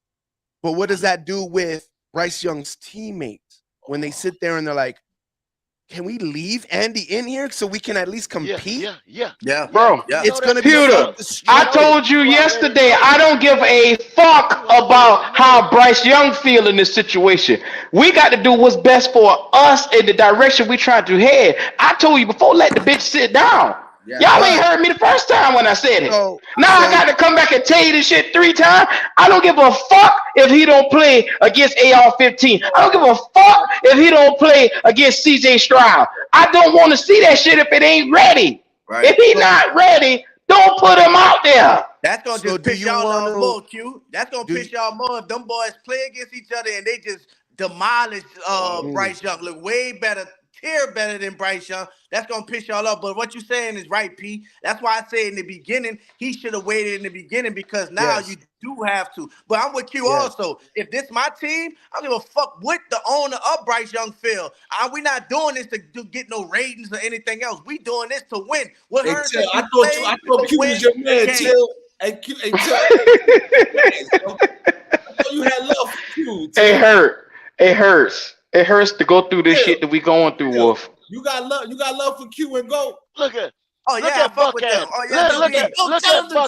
Look at Buckhead. Look at Buckhead. Look at Buckhead. Here, let me put it in. Look at Buckhead. Put it up. Buck, stop that shit, Buck. Stop that shit, Buck. Tell me, how the fuck Bryce gonna ask for a trade, Buck? Come on, Buck. How the fuck he gonna ask He the fucking reason we losing. Yeah. He the reason we lose. Stop that shit, Buck. We done told you about that shit, Buck. Is he the reason why y'all losing? Well, I'm gonna be real. Coaching is the number one reason we losing, because they're not putting this boy into position to get out there and win. We don't have a motion offense at all. We all know when you got guys that can't beat one-on-one man coverage, you're supposed to put these guys in the trip spots to be able to get them out there. We can't even do that shit because our quarterback can't make the throw foot to do that. So he's holding the ball too long, making the offensive line look worse. People don't want to hear it, but it's the fucking truth. Go back and look at the games. Yeah. The offensive line, you only got 2.5 seconds to make a throw. Bro, if you can't make that throw in 2.5 seconds, get the fuck off the field. You right, bro. Stop coddling this nigga, man. Hey, you're right. Tampa Bay, my dog Pete, he can be there, and I can witness with Drew. Drew, people thought we had a top 5 offensive line, but our quarterback makes an offensive line better. The decision making, understanding where to go at pre-snap and all that other stuff.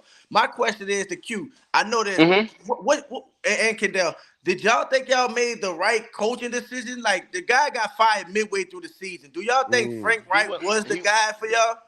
I wanted Jim Harbaugh. That's who the fuck I wanted. Yeah. But because he told Tampa he wanted his own GM, Tampa said, fuck no, I got my yes man already. I already got Scott Fitterer in the door. So he wasn't going to fuck up a good thing that he already had for Jim Harbaugh. That's the motherfucker that could have built this program from the ground up, offensively and defensively, the correct way. And he wouldn't have been giving away all these fucking picks and players for bullshit. Thanks. We lost. Go ahead, go. And you know what? It's like this. See, we starting to get leaked back in the international media on this because this was a #1 pick and all this stuff like that. Right. And they starting to see this owner with his hand in everything. So he's starting to get he's starting to get some heat on the national level. Not just us as podcasters and the fan base, because we knew it. You see what I'm saying? He's starting to get exposed because Mm-hmm. Scott had the deal done for us to go to 3. I heard For that. us going to 3, that'd have been either AR, that'd have been CJ, or that'd have been maybe even a Will Levis. Yeah. You know what I'm saying? Somebody like that. It wasn't going to be Bryce Young. He come by there and said cut the deal to go to 1. Yeah. He told Bryce Young in February, I got a show out there called Yes Man. I got it where I exposed both of them. The video out there. And he done this. He was the one that told because Frank Wright, he never coached no small quarterback. All his quarterbacks been Peyton bigger, Manning. taller. Yeah, the Peyton Manning, the Andrew Lucks. You see what I'm saying? Yep. The Yep. bigger, Yep. prototypical type quarterback that can Quarterback, stand in right. the pocket, deliver the ball. You see what I'm saying? Is he the right person to coach Bryce? See, all these questions been coming up in the last 2 weeks. No facts. All of them. And you guess what, dog? And I believe that because people think just because you're number one, a lot of quarterbacks like Patrick Mahomes, man.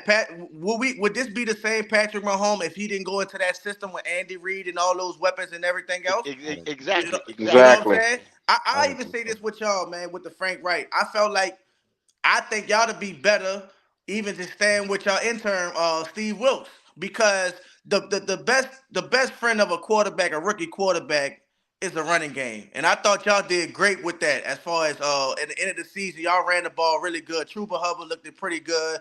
Your boy Foreman, he did it pretty good and stuff like that. So I just thought, Frank Wright Steve Wilkes would have been better. But I think it's a lot of confusion between, like you say, the coach, the ownership, the GM, all that. I don't think they on the same page or they vision are not the same. You know what I'm saying? So I know it's gonna be interesting to see how this play out with Frank Wright, man. If he make it through the whole season, but I think they should at least give him a year before anybody starts saying fire him and things like that. You know what I'm saying? So I think But he'll be Till, ready for the year.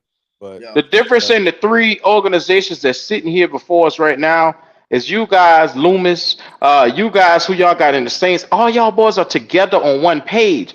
We have a bad GM, bad head coach, and a bad owner. You can't expect to go forward when all 3 levels you are losing. No, for Bro, sure. what the See, and hell? that's the thing about our ownership, Miss Benson. She kind of stay out the way and just get the money. You know yeah, what I'm saying? She yeah. stay out the way and let No, Mickey and our the guy boys. don't. Our guy don't. Yeah, I know. I He see don't. that, bro. I Let's see go. that. No, sir. Let's go to the games in the division, and I want the Panther fans to say what they think their game's going to be, and then we go around. Falcons say what they think that game's going to look like, and then go to just everybody's game. Okay. Yeah. You talking about this weekend coming up? Yeah, this weekend coming up. Gotcha. Well, I can start. I mean, I don't know who going first. I don't know who. Anybody can Go go ahead, first. start it. Go ahead, start it out, Till. Go ahead. I know Will said, I don't know, somebody said that the Packers is okay or whatever the case is, but I think the Packers are a real solid team. You know what I'm saying? Jordan Love, man, sat behind one of the greats, Aaron Rodgers, for years. You know what I'm saying?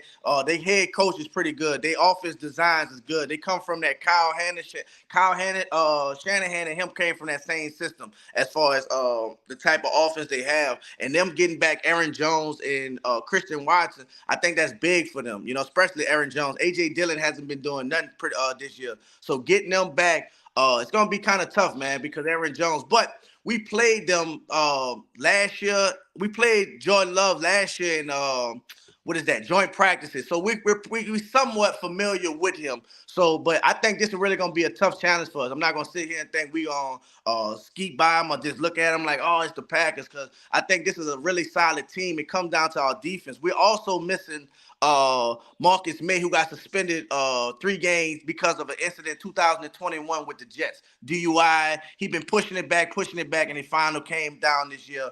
And we also had an injury to Paulson Adebo yesterday in practice, a hamstring, so he's questionable. But I do believe our defense will hold up. they're missing Bakhtiari. And also another tackle, big tackle on their guard on their line. So I think it's gonna be another defensive a performance by our defensive line. I mean, a great performance by our defensive line. Hopefully they get back, make Jordan Love uncomfortable. And definitely got to make sure that we keep an eye on Christian Washington if he playing. He's a young dynamic receiver with speed out this world. So I think we take this one. Our offense, we have to. They're bottom 5 when it comes to run defense. We have to run the ball. I know a lot of people don't give the credit and just laugh at him and think he a joke, but with Jamal Williams out, rookie is getting his debut. Kendre Miller, 3rd round from TCU, he is making his NFL debut. So I'm excited about that. But we're kind of limited in the backfield, so I'm expecting a lot of Kendre and Taysom Hill running the ball. I think we pull this one out. It's gonna be a tough one. I think it's gonna be a close one, about 23-17, something like that.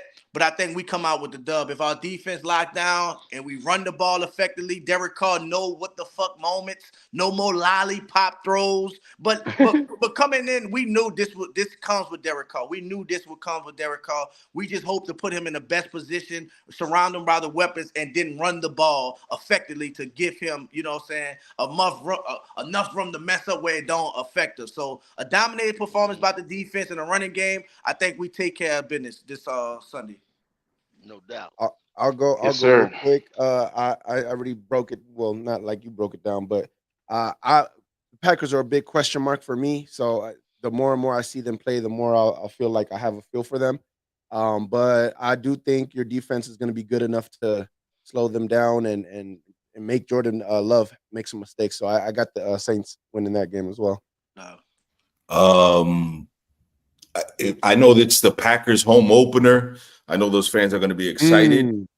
It's going to be a tough test for the Saints. I agree with everything that Till said.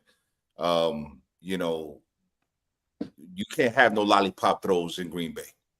You cannot have no lollipop throws. That's a tough place to play. Yeah.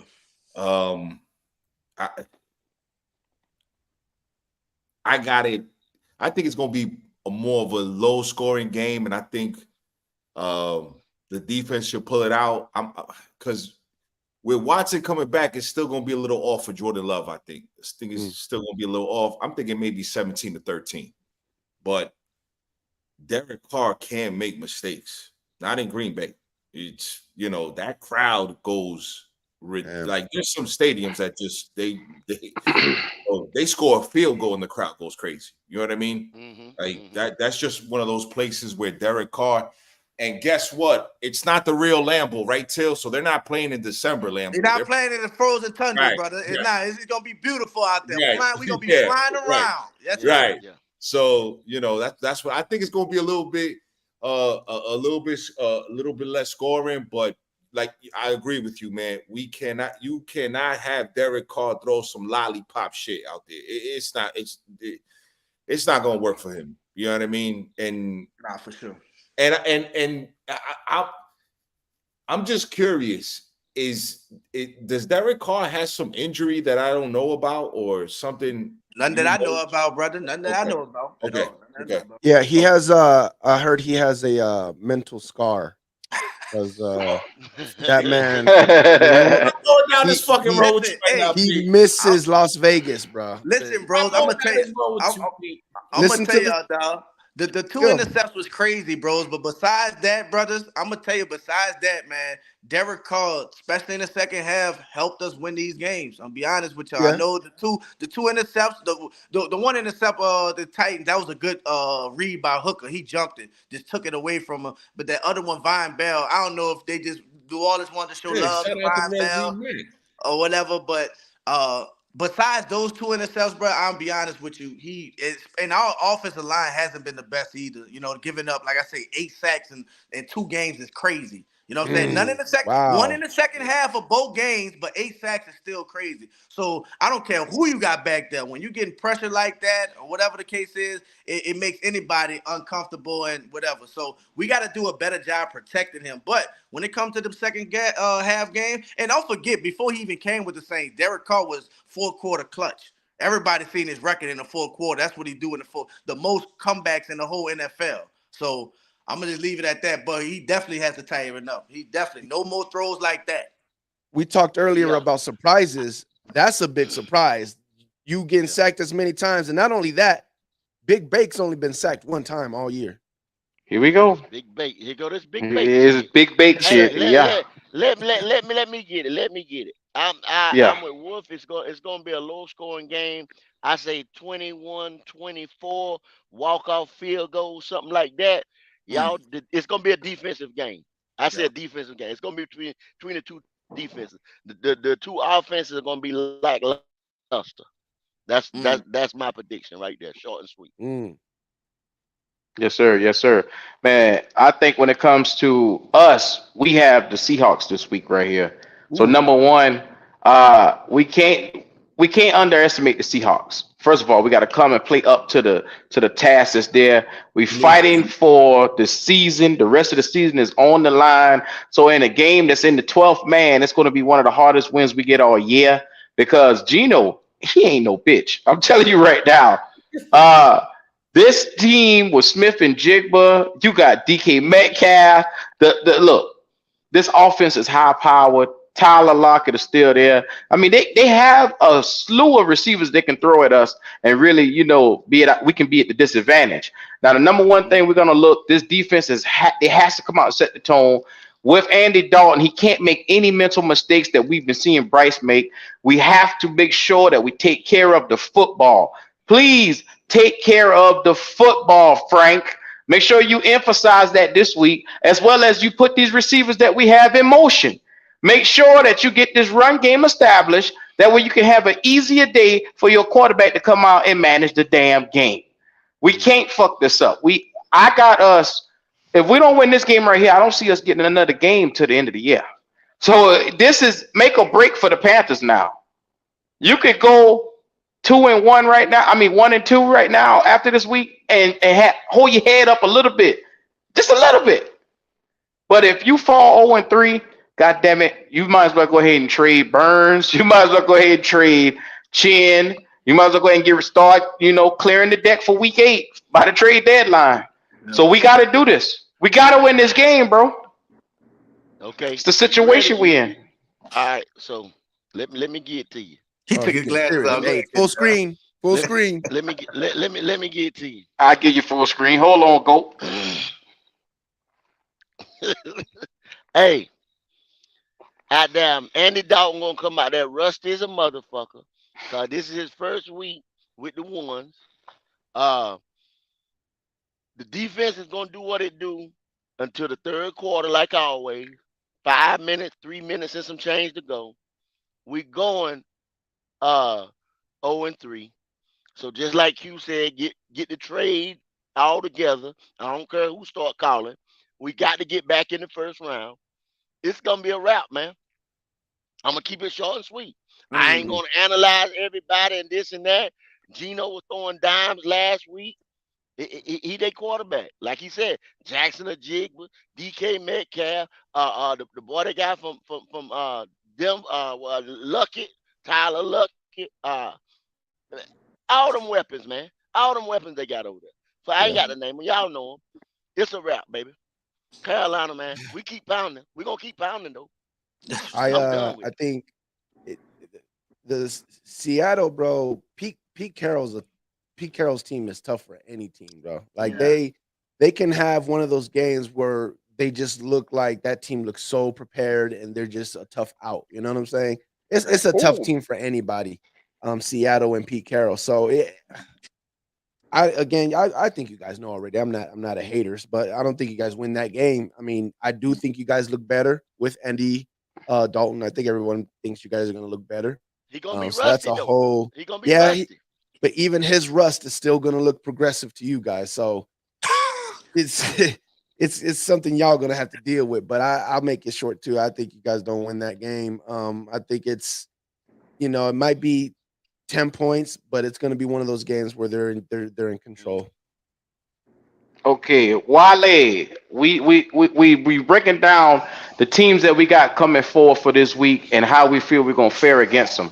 So give us your analysis on the Seahawks game and how you feel we might fare. Well, they're missing their left tackle. They're missing their starting defensive back. They're both ruled out. The other starting corner, listed as doubtful, and the tight end that they have is also listed as doubtful. I'm thinking, and looking at the games they played the last couple weeks, if Andy comes out and Andy plays like he played with the Saints last year, we can win the game because, like I said, they're missing both of their. If both of the corners are out, I think we have opportunity to win. The problem is going to be is, are we going to be exposed on our cornerback situation? I hope since their left tackle was out, hopefully we can apply pressure like we did last year, and Gino give us some easy picks, and we keep the game short. We win by 3. I like that. Wally. Damn. Why, Wally? Why? La bamba. But guess what? Metcalf is out too. Ribs. Metcalf's out? Yeah, it says. I'm looking at it says right here. He didn't practice last couple of days. He's ribs. Yeah. So once Is he again, doubtful or is he out? He might have a chance. Doubtful is out. Doubtful. Doubtful is out. once when you say again, doubtful, that's out. and Quentin Diggs. Yeah, he's hamstring injury. I'm just saying they have issues. I'm looking at the injury report now. I'm just saying this. Okay. We're not I perfect. didn't look at the injury report. No, I'm looking at the injury report. We're not perfect. Okay. I'm just saying this. They got some injuries. Andy plays like he did last year with the Saints. Because of the injuries. You just based it on stealing one, Wiley. Stealing one. Yeah, stealing one. Okay. So I hear you, Wally, and I just want you to know this. Just remember everything that you said, DK. Hopefully DK don't play, all that stuff. And we'll see what happens at the end of the game. And I just want you to remember, because it does sound like they're about to fight you with one hand. So if they fight you with one hand and they still are in control of that game and easily win that game, just remember that. You know what I'm saying? Yeah, I'm gonna remember it. I'm gonna remember. But remember now. So since we're doing it last year, they weren't fighting us with one hand. They was fighting us full strength, and we beat them, dominated them in their own house. I'm just saying, and we was in a worse situation last year. Was that Matt Rule or was that? That was Steve Wilkes. Yeah, that makes sense. We caught him coming. We got him coming out of a bye though. We caught him coming out of a bye. But they also was on a winning streak. Got him sleep now. Yeah, they was on a winning streak before they went in their bye. I'm just saying. Okay. That's what's up. They laughing. I'm gonna take it. I'm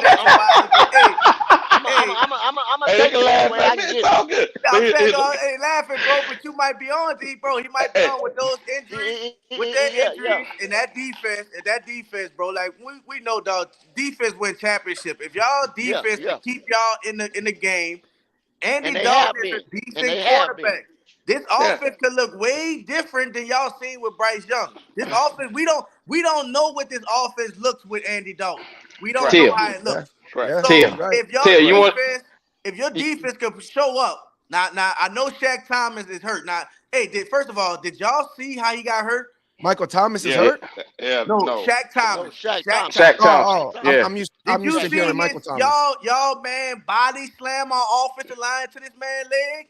Yeah, that was crazy. That's crazy. But if y'all defense could show up, and Andy don't have a good game, bro, y'all just hang around and sneak one out. Y'all can sneak one out. Two things, Till. Two things. The reason why I'm laughing at Wiley, because Wiley always fucking wrong.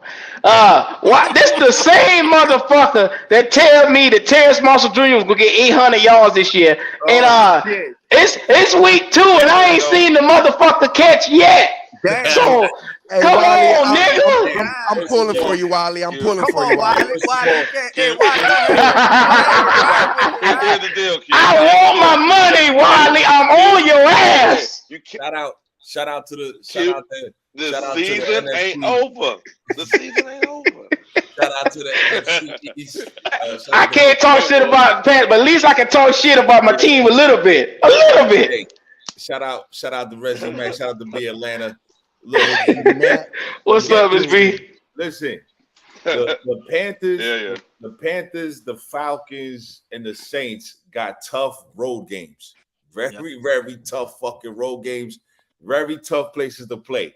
The surprise, and it won't even be a fucking surprise because if the Bucks beat the Eagles, oh my fucking God, bro. He is gonna come back here with only his babies. He's gonna have the whole fucking family of picnic buck shirts. I don't know what the fuck is gonna be. I'll have something ready for y'all for sure. It's gonna be a You ain't gotta worry about that shit because y'all ain't beating the damn Eagles. So I ain't gotta worry about that. So I'm putting my money on the Red Rifle.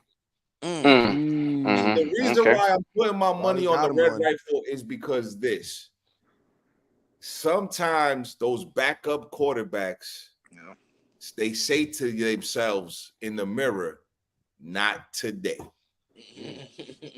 I'm just saying. Sometimes those backup quarterbacks say, not today, Jesus. Not today. Hey, Q, did Andy Dalton even play in the preseason?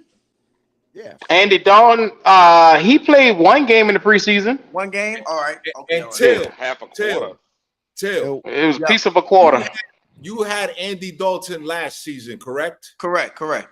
And he balled out about 4 to 5 games last year, correct? He had some he had some good moments for us. He had some good fucking moments. And that's the only reason why I say, listen, Frank Wright sat him down. Hey, let's get these going. Let's get these plays. Red Rifle stopped Frank Wright and said, bitch, get the fuck away from me because you're putting Mighty Mouse out there and he's not ready. Yeah. But they're saying that Mighty Mouse is not Frank's guy. What if Frank is like, hey, we got an opportunity to show that Mighty Mouse is not the guy for us, and he ends up talking with Andy. He's like, hey, we're gonna open up the playbook for you. Hey, We're gonna you had love for Q and You're gonna be able to. I'm a tear. Damn. I'm gonna tear Frank ass up. I'm gonna tear Frank ass up if he do that shit. Hey, Andy Dalton had some good moments, but he had some horrible moments also. Yeah. He cannot. When I tell you, when the play break down, he will break down. If you have a pass rush in his face, he falling. I'm talking about curling in the fetal position. He will fall down. He not extending the plays. He not doing all that. He a little shotgun, but I think with the experience, he'll be a better outing than Bryce Young. But you know what I'm saying? Andy Dalton, he go up and down. He a little roller coaster. And that's the kicker, Till. That's the kicker. Look, Andy Dalton don't even have to win the game, really. He just gotta look better than not Bryce. lose it. Yeah, he just can't be the cause we lose it. Just don't lose the motherfucker. But I'm gonna tell you one thing right now, Wolf and Pewter. Yeah. If what y'all say is true and he opened up the playbook with Andy, I'm on his ass because he as the coach he should have had full right to go to Tepper, say fuck that little motherfucker. Let me get the quarterback that I can coach. Yeah. And let me get my choice, and I'll show you. I'll take you to the promised land. But he went along with the wrong, so I can't respect that shit, man. I can't. Q, you can't do that to him. Like you say, he got the right. I'ma bury that motherfucker, Till. Q, do he have the power? He got the right, but he got the power. Harbaugh told that nigga straight up, if I'm coming to the Panthers, I'm bringing my own GM. That nigga say, no, sir, I'm good. Let me get the fuck on. Q, Harbaugh was winning in college. Frank Wright just got fired. He don't know when his next meal coming from. And that's the problem. He a hungry, thirsty nigga and looking for a fucking job, and he brought his monkey ass right up in here thinking that it was gonna be sweet shit. It ain't nothing sweet in this motherfucker. We losing. So the question ain't really does he have the power? You always have the power to speak your mind. It's about having the balls to do it. Yes. You're right. You're right. But does it matter? What I'm saying is, does it? Yeah, he can say what he right. And does he have the balls in? But at the end of the day, it's Tepper's decision if what he Tepper and Frank, what's his name? Fitterer, not Frank. Fitterer. That's their decision. You know what I'm saying? Like, so he can say what he want. And who said he didn't, fellas? Yeah. Who he probably didn't say? I hope he did. Coach. You know what I'm saying? Who said he didn't? And Taylor Pepper said, Till. I want Monday Night Football. I want this. I want that. I want these ticket sales. I want all these. I want these jersey sales. That's what I want. Fuck what you think. But Till, I'd have looked that nigga in the eye and I'd say, Tipper, bring your monkey ass here. Look at here. You need to understand one fucking thing. I'm the fucking coach, bitch. I play football. You a hedge fund motherfucker. Sit the fuck back and let me do this. That's all I would have told him. You're right, Q. In the perfect world. You're right, Q. That's all I would have told him. You're right. I got the experience, not you, nigga. Your ass be out the door. I wouldn't give a fuck. I'd go with my head held up high. We all done had the bosses that didn't know what the fuck they was doing. We all done had the bosses be like, what are you talking about? What the fuck? You're right. You're right. I hear you, Wolf. See, that man could have said, look, here. I'm not monetized yet. Sometimes you gotta say fuck it, man. Before you look fucked up, right? Like y'all just said, we could fire this man after 1 year. And if he went in there, spoke his mind, this, that, now it's his fault. Do we get another head coaching job? He could have went and been a coordinator anywhere because he was a successful coordinator. You understand what I'm saying? So when you get these jobs and you say, well, shit, I'm going to do what these owners want me to do, blah, blah, blah. You the one going to look bad at the end of the day. Because it fall on the head coach and the quarterback. The owner going to sit back. He the one going to fire your ass. And he know what he did. Same thing happened to Matt Rule. Matt Rule say, motherfucker gave him 7 years. And he told him he was going to do everything he did. If that was the case, Matt Rule said if that was the case, he knew he was going to get fired after 2. He went and got a bunch of free agents. We don't know what them conversations were, but we was on Matt Rule's ass every day. All I'm going to say is this. Jason Lick, Mickey Loomis, Terry Fontenot, and Scott Fitterer have their hands full with their respected teams. They have their hands full because the Bucks are looking to do something, the Saints are looking to do something, the Falcons and the Panthers. And the whole problem is that I'm pretty sure that each of those GMs, they want one thing, and that's good play and to be successful because if you look at the NFC, you might have 1 or 2 great teams. The rest of the teams are very suspect. Let's be clear on that. You got Philly, San Fran, Dallas, and then the rest of the teams are just suspect. No, for sure. It's wide open, baby. It's wide open. Right. So Jason Lick is saying, okay, how can we turn this around? Scott Fitterer, look, Q and them give Scott Fitterer so much fucking heat that it's like, when the fuck is he gonna turn? Right? Mickey Loomis is probably the longest fucking GM in this division that's had success.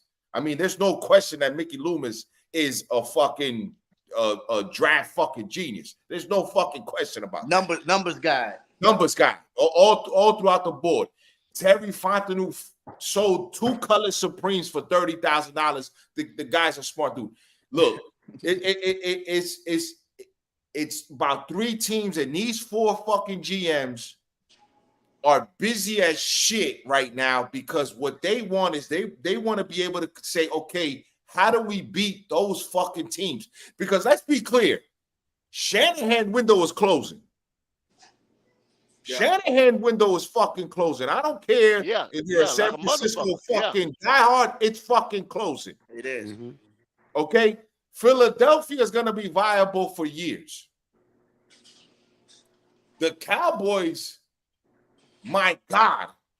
They tripped onto some shit. That's what happened with the Cowboys. Right. They fell into some. Thank God for Dan Quinn putting Michael Paulson in the best position. There you go. Hey, yeah. But look, hey, Wolf. Hey. Yeah.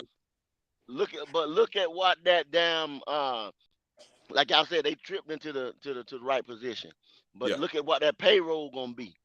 Later on, look at what that payroll gonna be, though, Wolf. Yeah. Yep. When They're time gonna come have to to pay the start drafting piper good over there. soon. Yep. Yeah. Yes, sir. Yes, Yeah. sir. Come on, D. Cole. He said Terry gave Mickey the sauce. Come on, brother. That's our underling. Come on, man. I'm proud of Terry. We love Terry 5-0. First of all, shout out to the black man being in a great position, man. I got to shout out to Terry. I hate that he went to Atlanta, but man, we had high hopes for Terry, man. So we don't wish you nothing but success for Terry, man. I hope he, you know what I'm saying, do his thing. But listen, it's fuck Sean Payton though. Hey, Till got some shit that he gonna say. P got some shit. Go Q Wally got some shit. You know, listen. What we want is a sustainable product on that fucking field. That's what the fuck we want. Everybody in the chat, listen. Q spends money. Go spends money. Wally spends money. P spends money. Till spends money. I spend money. We want a sustainable fucking product on that fucking field. We want to be able to look past Thanksgiving dinner. Yeah, we want to look past Thanksgiving dinner into the playoffs. That's what the fuck we want to do around this bitch. We want to be viable. We want to be vital. We want to be essential. Yep. That's what the fuck we want to be. Contender, compete, man. Read the fucking money, Miss B. Read the fucking money. So shout out to Miss B for bringing her ass up in here to tell us, fuck them kitty cats, ain't and the sucker nears. Falcons running the South. I'll be damned. Hey, it took for a Falcon to fucking donate. Miss B, salute. You're fucking Miss B, salute. Get the fuck out of here, huh? Let's get to the Falcons. Let's get to the Falcons. Who the Falcons playing? Oh God. We got Detroit. We got Detroit. Right. Break that game down. So basically, look, our offensive line has to have better play in the pass protection. I mean, they've looked like straight garbage, the offensive line, as far as the pass protection. The running game, I think, is solid. I think everybody knows our running game is solid. Definitely I mean, Arthur get Smith, to the elephant in the room, Wolf. Can y'all stop Desmond Ritter. Can y'all stop their Desmond Ritter, listen, Desmond Ritter with 237 yards passing. He had a lot of mistakes, but he did drive the ball down the field. Listen, I need to see a little bit more for Desmond. I've been hard on Desmond. I've been motivating Desmond Ritter. Since the beginning of time. I've been motivating him. I have not been dissing him. I've just not crowned Desmond Ritter. Sometimes we got to diss these players to motivate these players. We have to. We just can't sign off on every fucking player that's on our team. Right. So if I see a little bit more of Desmond Ritter, I'm not going to complain about 446 yards of offense against the Green Bay Packers, which still the Saints can move the ball. We had 446 yards of total offense against them. Didn't know that. 446 yards, right? I see Robinson destroyed. Right. 400. That's something crazy. 446 yards of total offense. So listen, Detroit's going to be a tough game. Here's the problem. Here's the fucking problem. McGarry against Hutchinson is a fucking problem because Brian Burns literally torched McGarry. I mean, he fucking torched him. So, and Adam Hutchinson is in that monster realm. We all agree there. Adam Hutchinson is a fucking monster. He's becoming a problem for sure. For sure. But if they can, again, Arthur Smith is making great second half adjustments, making great ones. So if we can not start off slow, I think the game will be, I would say about 24-17, 24-16 us. Woo!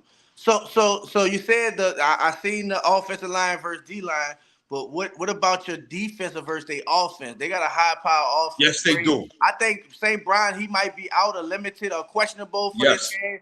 Yeah. But Man, Reynolds is I love what Ben Johnson doing over there with their offense, man. They got a nice little almost high power offense over there. Good running. Montgomery's out too, right? Is Montgomery hurt? Yeah, I think he is. I think he is too. But look, the problem with the defense is I'm not worried about our corners. It's our linebackers that are suspect too.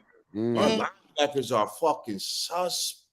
What's your thoughts on Ellis, who came from us, bro? What you think? How he been doing for y'all? He's all right. He's made some plays too. He was a sack man for us. He blitzed the sack. That's what he did for us. He makes plays too. I'm not gonna lie, but with the coverage, it's yo, bro. Him, Anderson. I mean, their coverage is bad too. I'm talking about it's bad, but maybe it's what you said, Till. Maybe third, fourth game, things start heating up for every team, right? It starts coming together. But we can't, like you said, Till, I'm gonna steal your fucking. We can't be having this lollipop shit.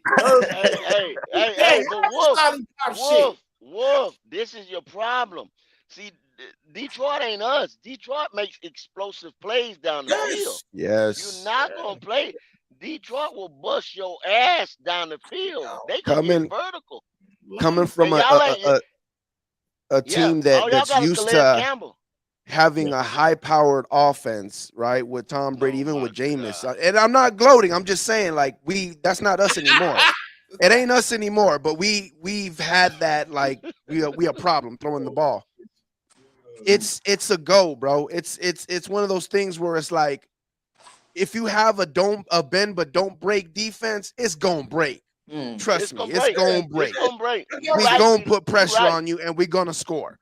It might take us a while, but once we get going, it's a problem.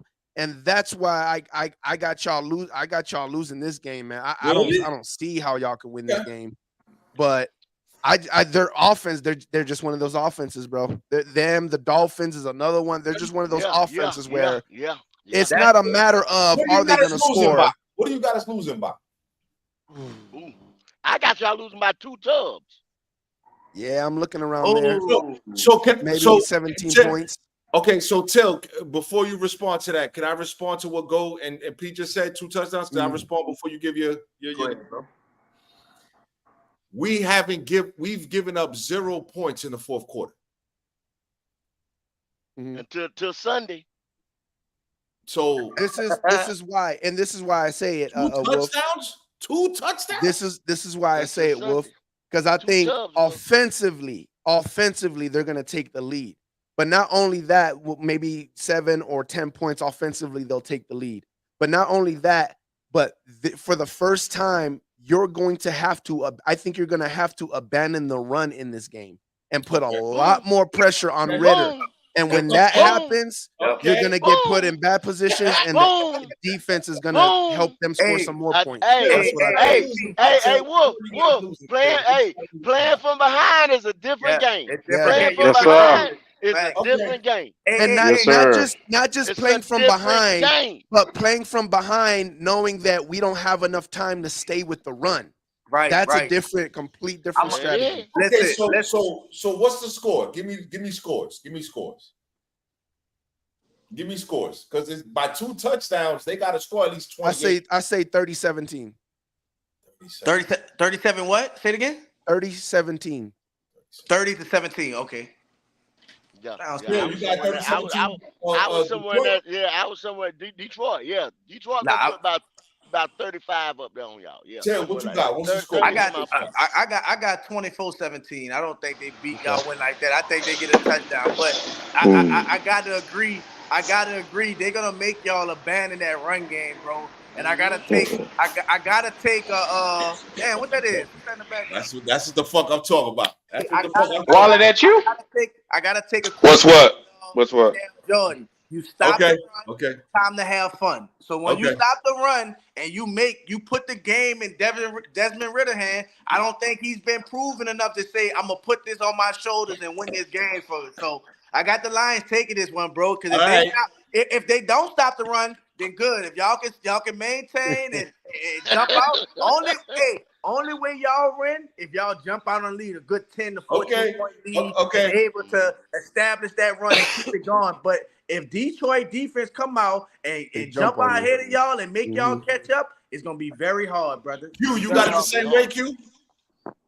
Yes, sir. Yes, sir. I agree. Well, give me a score, Q. Give me a score. All right. Who you want to score on again? Detroit Falcons. Ooh, I think this is going to be a game where Detroit put up 30 on y'all. I really don't think that y'all got the firepower to kind of contend with them. Yes. Loving it. Yes. I hate to say that, Wolf. I hate to say that, bro.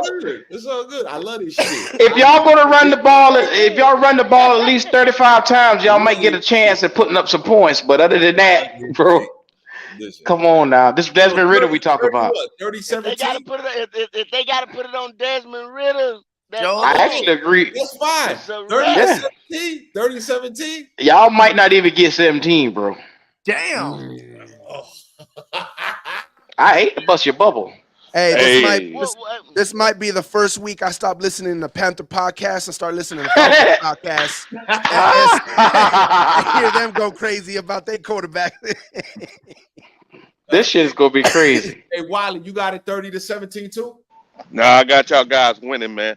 I've been winning my pool. I've been winning my pool each week too. No. Hey, I've been winning my. Hey, y'all guys 28. They got 21. 28-21. Yep. How they do that, Wiley? Tell us how. I believe it's gonna come down to this. Detroit has not been good at stopping the run this year. So the Falcons can run the ball. And then also they lost their safety. Remember what's his name? Phil told me that. Phil told me that. I didn't even know. So what I'm saying is, if Pitts actually plays like Pitts supposed to play, he can get some cross routes across the middle, and that's what's gonna get them a couple touchdowns. So they're gonna score at least 3 times on the ground. Damn, Wally, you in a tsunami? I dropped the bomb for Wally. That ain't me. That ain't me. Wally put it down right there. I had to drop the bomb for him. Damn, I was about to say, Wally, where the fuck you at? I'm just saying. I always look at the injury reports and I look at those things. I'll be like, okay, that's cool. Till I didn't even know CJ Gardner was out. What is it? ACL? No. He out. He tore his pectoral muscle. He tore his pectoral. He out for the year. He's out for the year.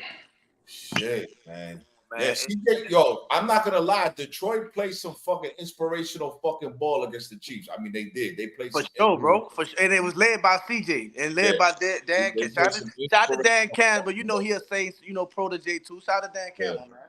Shout out to my dad too. My dad from Michigan, Detroit. You know what I'm saying? Shout out to my pops, man. I'm glad that he could chill about some shit. You know what I'm saying? They've been a long time coming for them. Oh man, if the game goes the way Wally says, bro, I'm gonna have to move the Falcons from this bad tier and put them up there.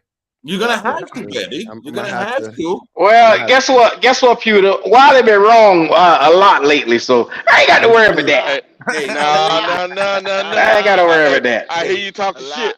Hey, no. Hey, now go. I bet I bet on the show, right? Every time, have I bet on the show? Have I won every time? You won one against me, one against Twan. But how many? So that's the only times I bet. That's only. Hold on. I got one. I got. Watch this. I got something in the hopper with Q. We ain't at the end of the season though. Man, nigga, that nigga ain't getting 800 yards. Come on, bro. 800 yards. You done lost that one, Wiley. Fellas, I gotta skate out of here. I gotta go do some things, man. But yes, sir. Listen, man. Please, man, subscribe to everybody's channel here. Like everybody's channel, man. We are here to represent for our respective teams. We're here to talk shit. We're here to also entertain you guys, but everybody here works hard as hell in what they do here. Yeah, everybody does. And whether I go at it with Till, whether I go at it with Pete, whether I go at it with Gold, Wiley, Q, it's all in fun. It's all in fun. For sure, brother. And the wolf is never gonna fold. If we lose, I gotta be here. And P's gonna bring his kids, and Till is gonna bring his kids, and And Go is gonna troll me about we ain't D got or no not, kid, yeah. and I love it. We ain't And got no Wiley's kid. We gonna ain't got no back me kid. up with the numbers, and Q is gonna need some green tea because I come to find out that everybody here wants to give Q a heart attack with the Bryce Young situation. But listen, Q, you my man, you my dog. I will never insult you like that ever. I will never bring up what Till and Pete always keep on bringing up to you ever. It's okay. It's okay, man. I'm used to it by now. And the way that Pete and Till flex on us with their kids, the way that they flex on us with their kids. Yeah, it's okay. started with that guy, It's so disrespectful. It's so disrespectful. Hey, and when they do that, when they do that, Wolf, we can't even talk. All we can do is just sit back and look. I can't say nothing. Can't say a damn thing. Hey, Wolf, before you go, man, what's your predictions on the Bucks Eagles? Bucks Eagles. Oh my God. Oh God.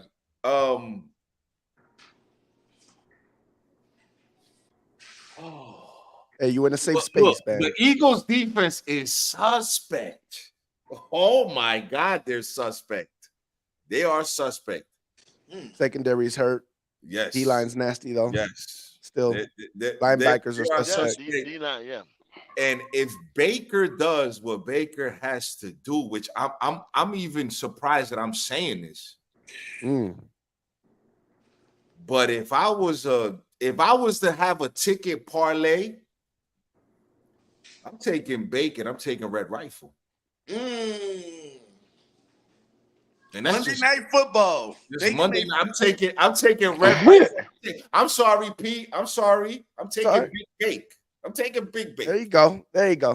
I'm taking Big Bake. There you go. Bro. Hey, shout out to the NFC South for having 2 Monday nights back to back. Shout out to them. Yes, sir. Yes, sir. Yes, sir.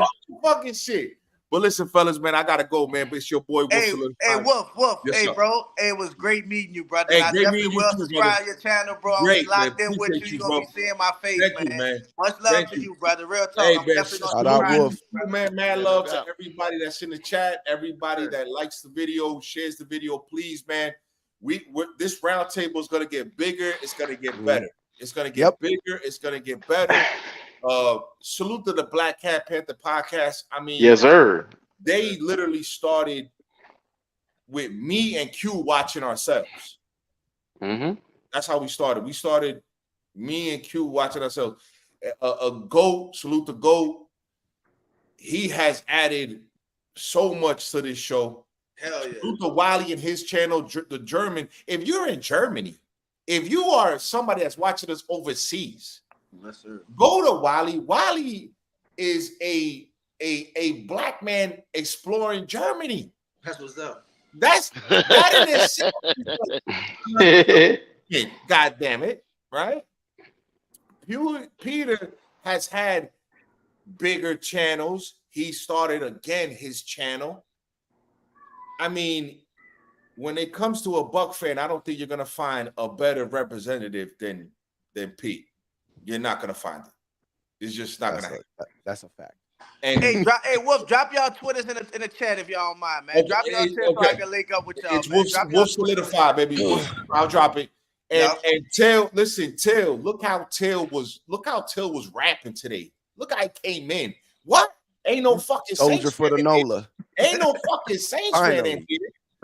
And came in and literally destroyed us all for 30 minutes. He destroyed everybody for 30 fucking minutes. I ain't gonna lie to y'all, bro. This was I ain't have no idea doing this. This was awesome, bro. I ain't gonna lie to y'all. Listen, Till, please come back. Please come back. Nah, real talk. I'm here.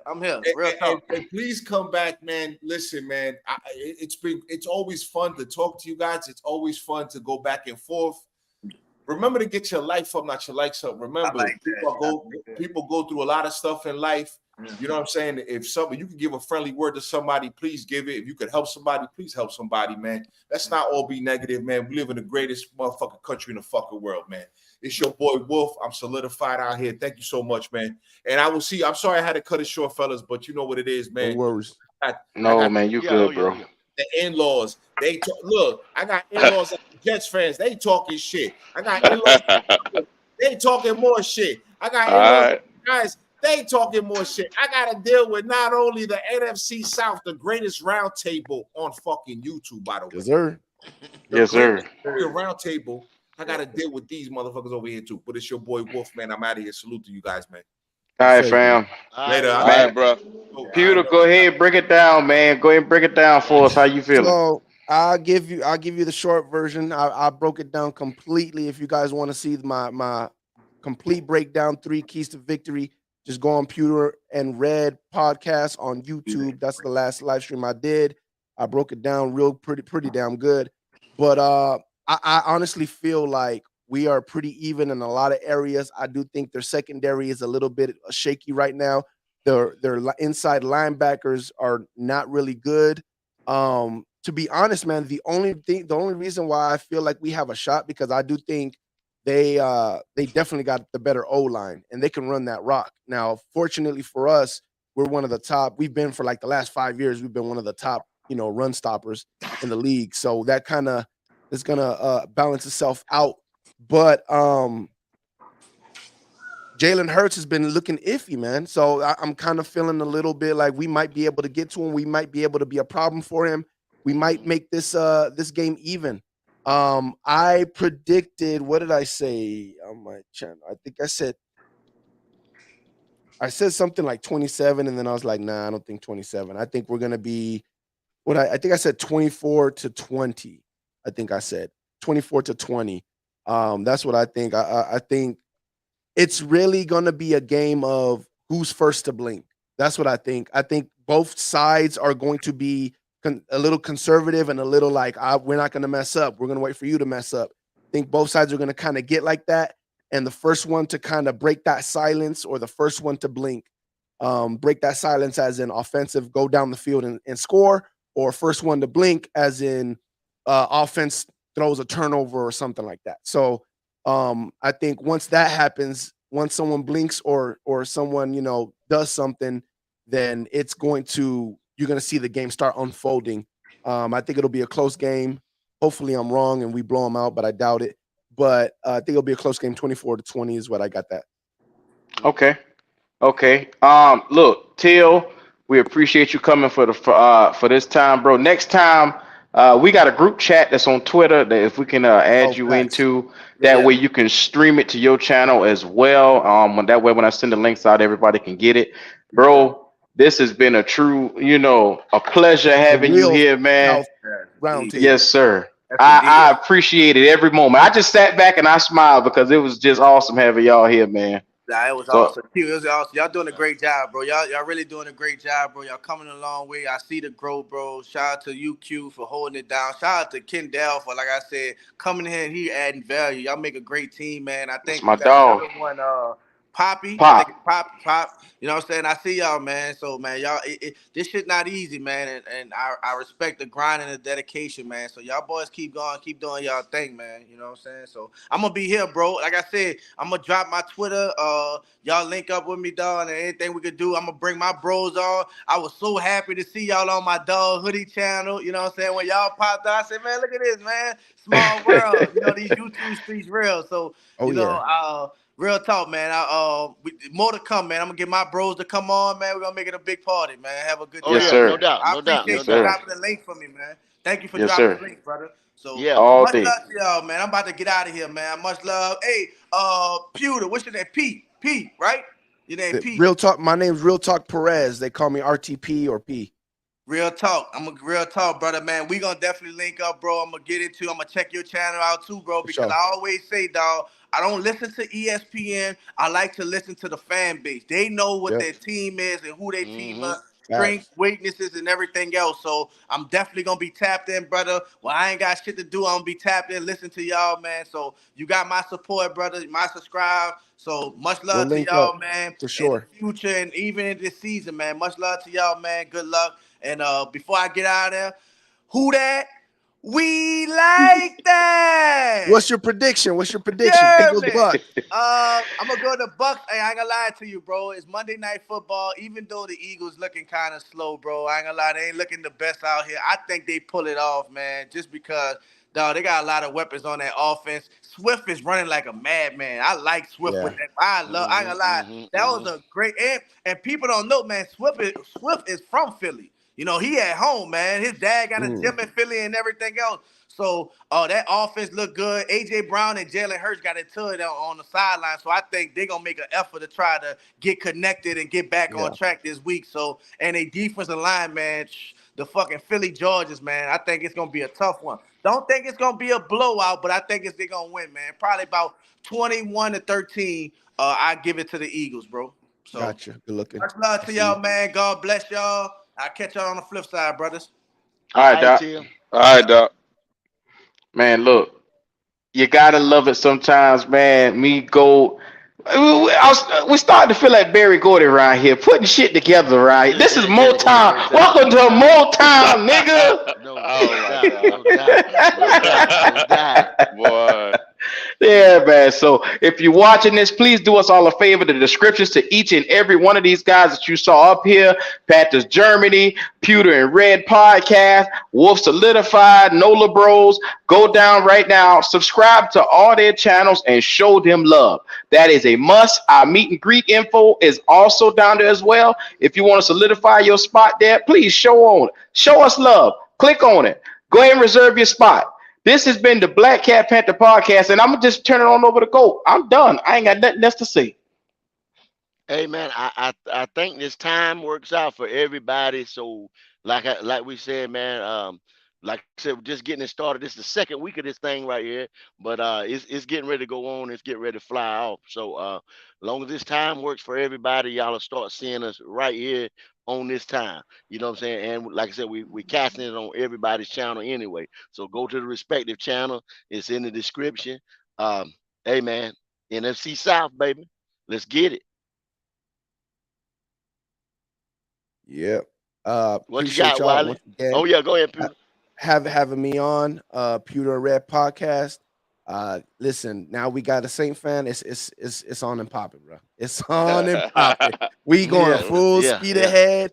We really about to get in the meat of the season. Pause. It's about to be lit, bro. It's about to be lit. So I mean, the comments. Shout out to the comment section. The comment section was popping tonight or today, this morning. So shout out to the comment section and everybody that was showing love. It's just gonna get better. We can see it. We see where it's going. So appreciate y'all having me up again. We need to do something about this Black Panther Podcast thing that's in the middle of everything. This is the NFC South RoundTable. This ain't no Panther get together. So we're gonna do something about that. We get it. Wait a damn. No, hold on. Wait a goddamn minute, Pewter. Now, I gave you a little treat at the bottom. I gave you the NFC bottom. But at the top, the fucking logo stays the same. Black Cat will always be the goddamn home. Yes, sir. That shit ain't changing. We're gonna have to do a bet or something because that's got to go. Because it looks like I'm representing the Panther Podcast on my channel or something. Look. Everybody. Put the Bucks flag a little bigger. We'll put the Bucks flag a little bigger for you then. Yeah. That, you got enough in your damn background as it is. Come on now. This is the Panther channel. We ain't gonna forget that shit. Okay. Well, relax I and talk appreciate sports. it. We good to see you, boy. Good to see you. Yes, sir. Yes, sir. So, yeah. Wiley, take Talk to us, Wiley. Take us on out. I believe that I'm just talking about the Philly game. I believe that Baker's gonna come back to play like Baker again, and his problem is gonna be he's been rolling. He's been doing a good job. Yeah, he's been doing a good job rolling out the pocket. Not Big Bake, but Baker gonna show up. Not Big Bake, but Baker gonna show up. So his problem is Baker to show up. Let him finish, go. His problem gonna be this: the defensive tackle's gonna be pushing the pocket, right? But the defensive ends, unlike with the ones he's been playing, are good at playing in the flat. So all that stuff he's been doing in the flat, where he's been getting throwing lanes, are gonna be gone in this game. and they're gonna be all over him. So I believe that's gonna be the problem with your offense. You're gonna run the ball because Philly's been having issues. I don't know what the issues are stopping the run this year. It but seems like they're just trying to pass rush. Like they're not even thinking about stopping the run. yeah, so I believe it's gonna be like 18 to 15. But Philly, it's gonna be a rough game. Yeah, I hear you. Appreciate it. Yeah, that's all I got, man. I'm Yes, sir. always positive. Look, y'all heard it. Panthers Germany just spoke. We're gonna get up on out of here, man. Y'all have yourselves a good one today. Make sure you subscribe.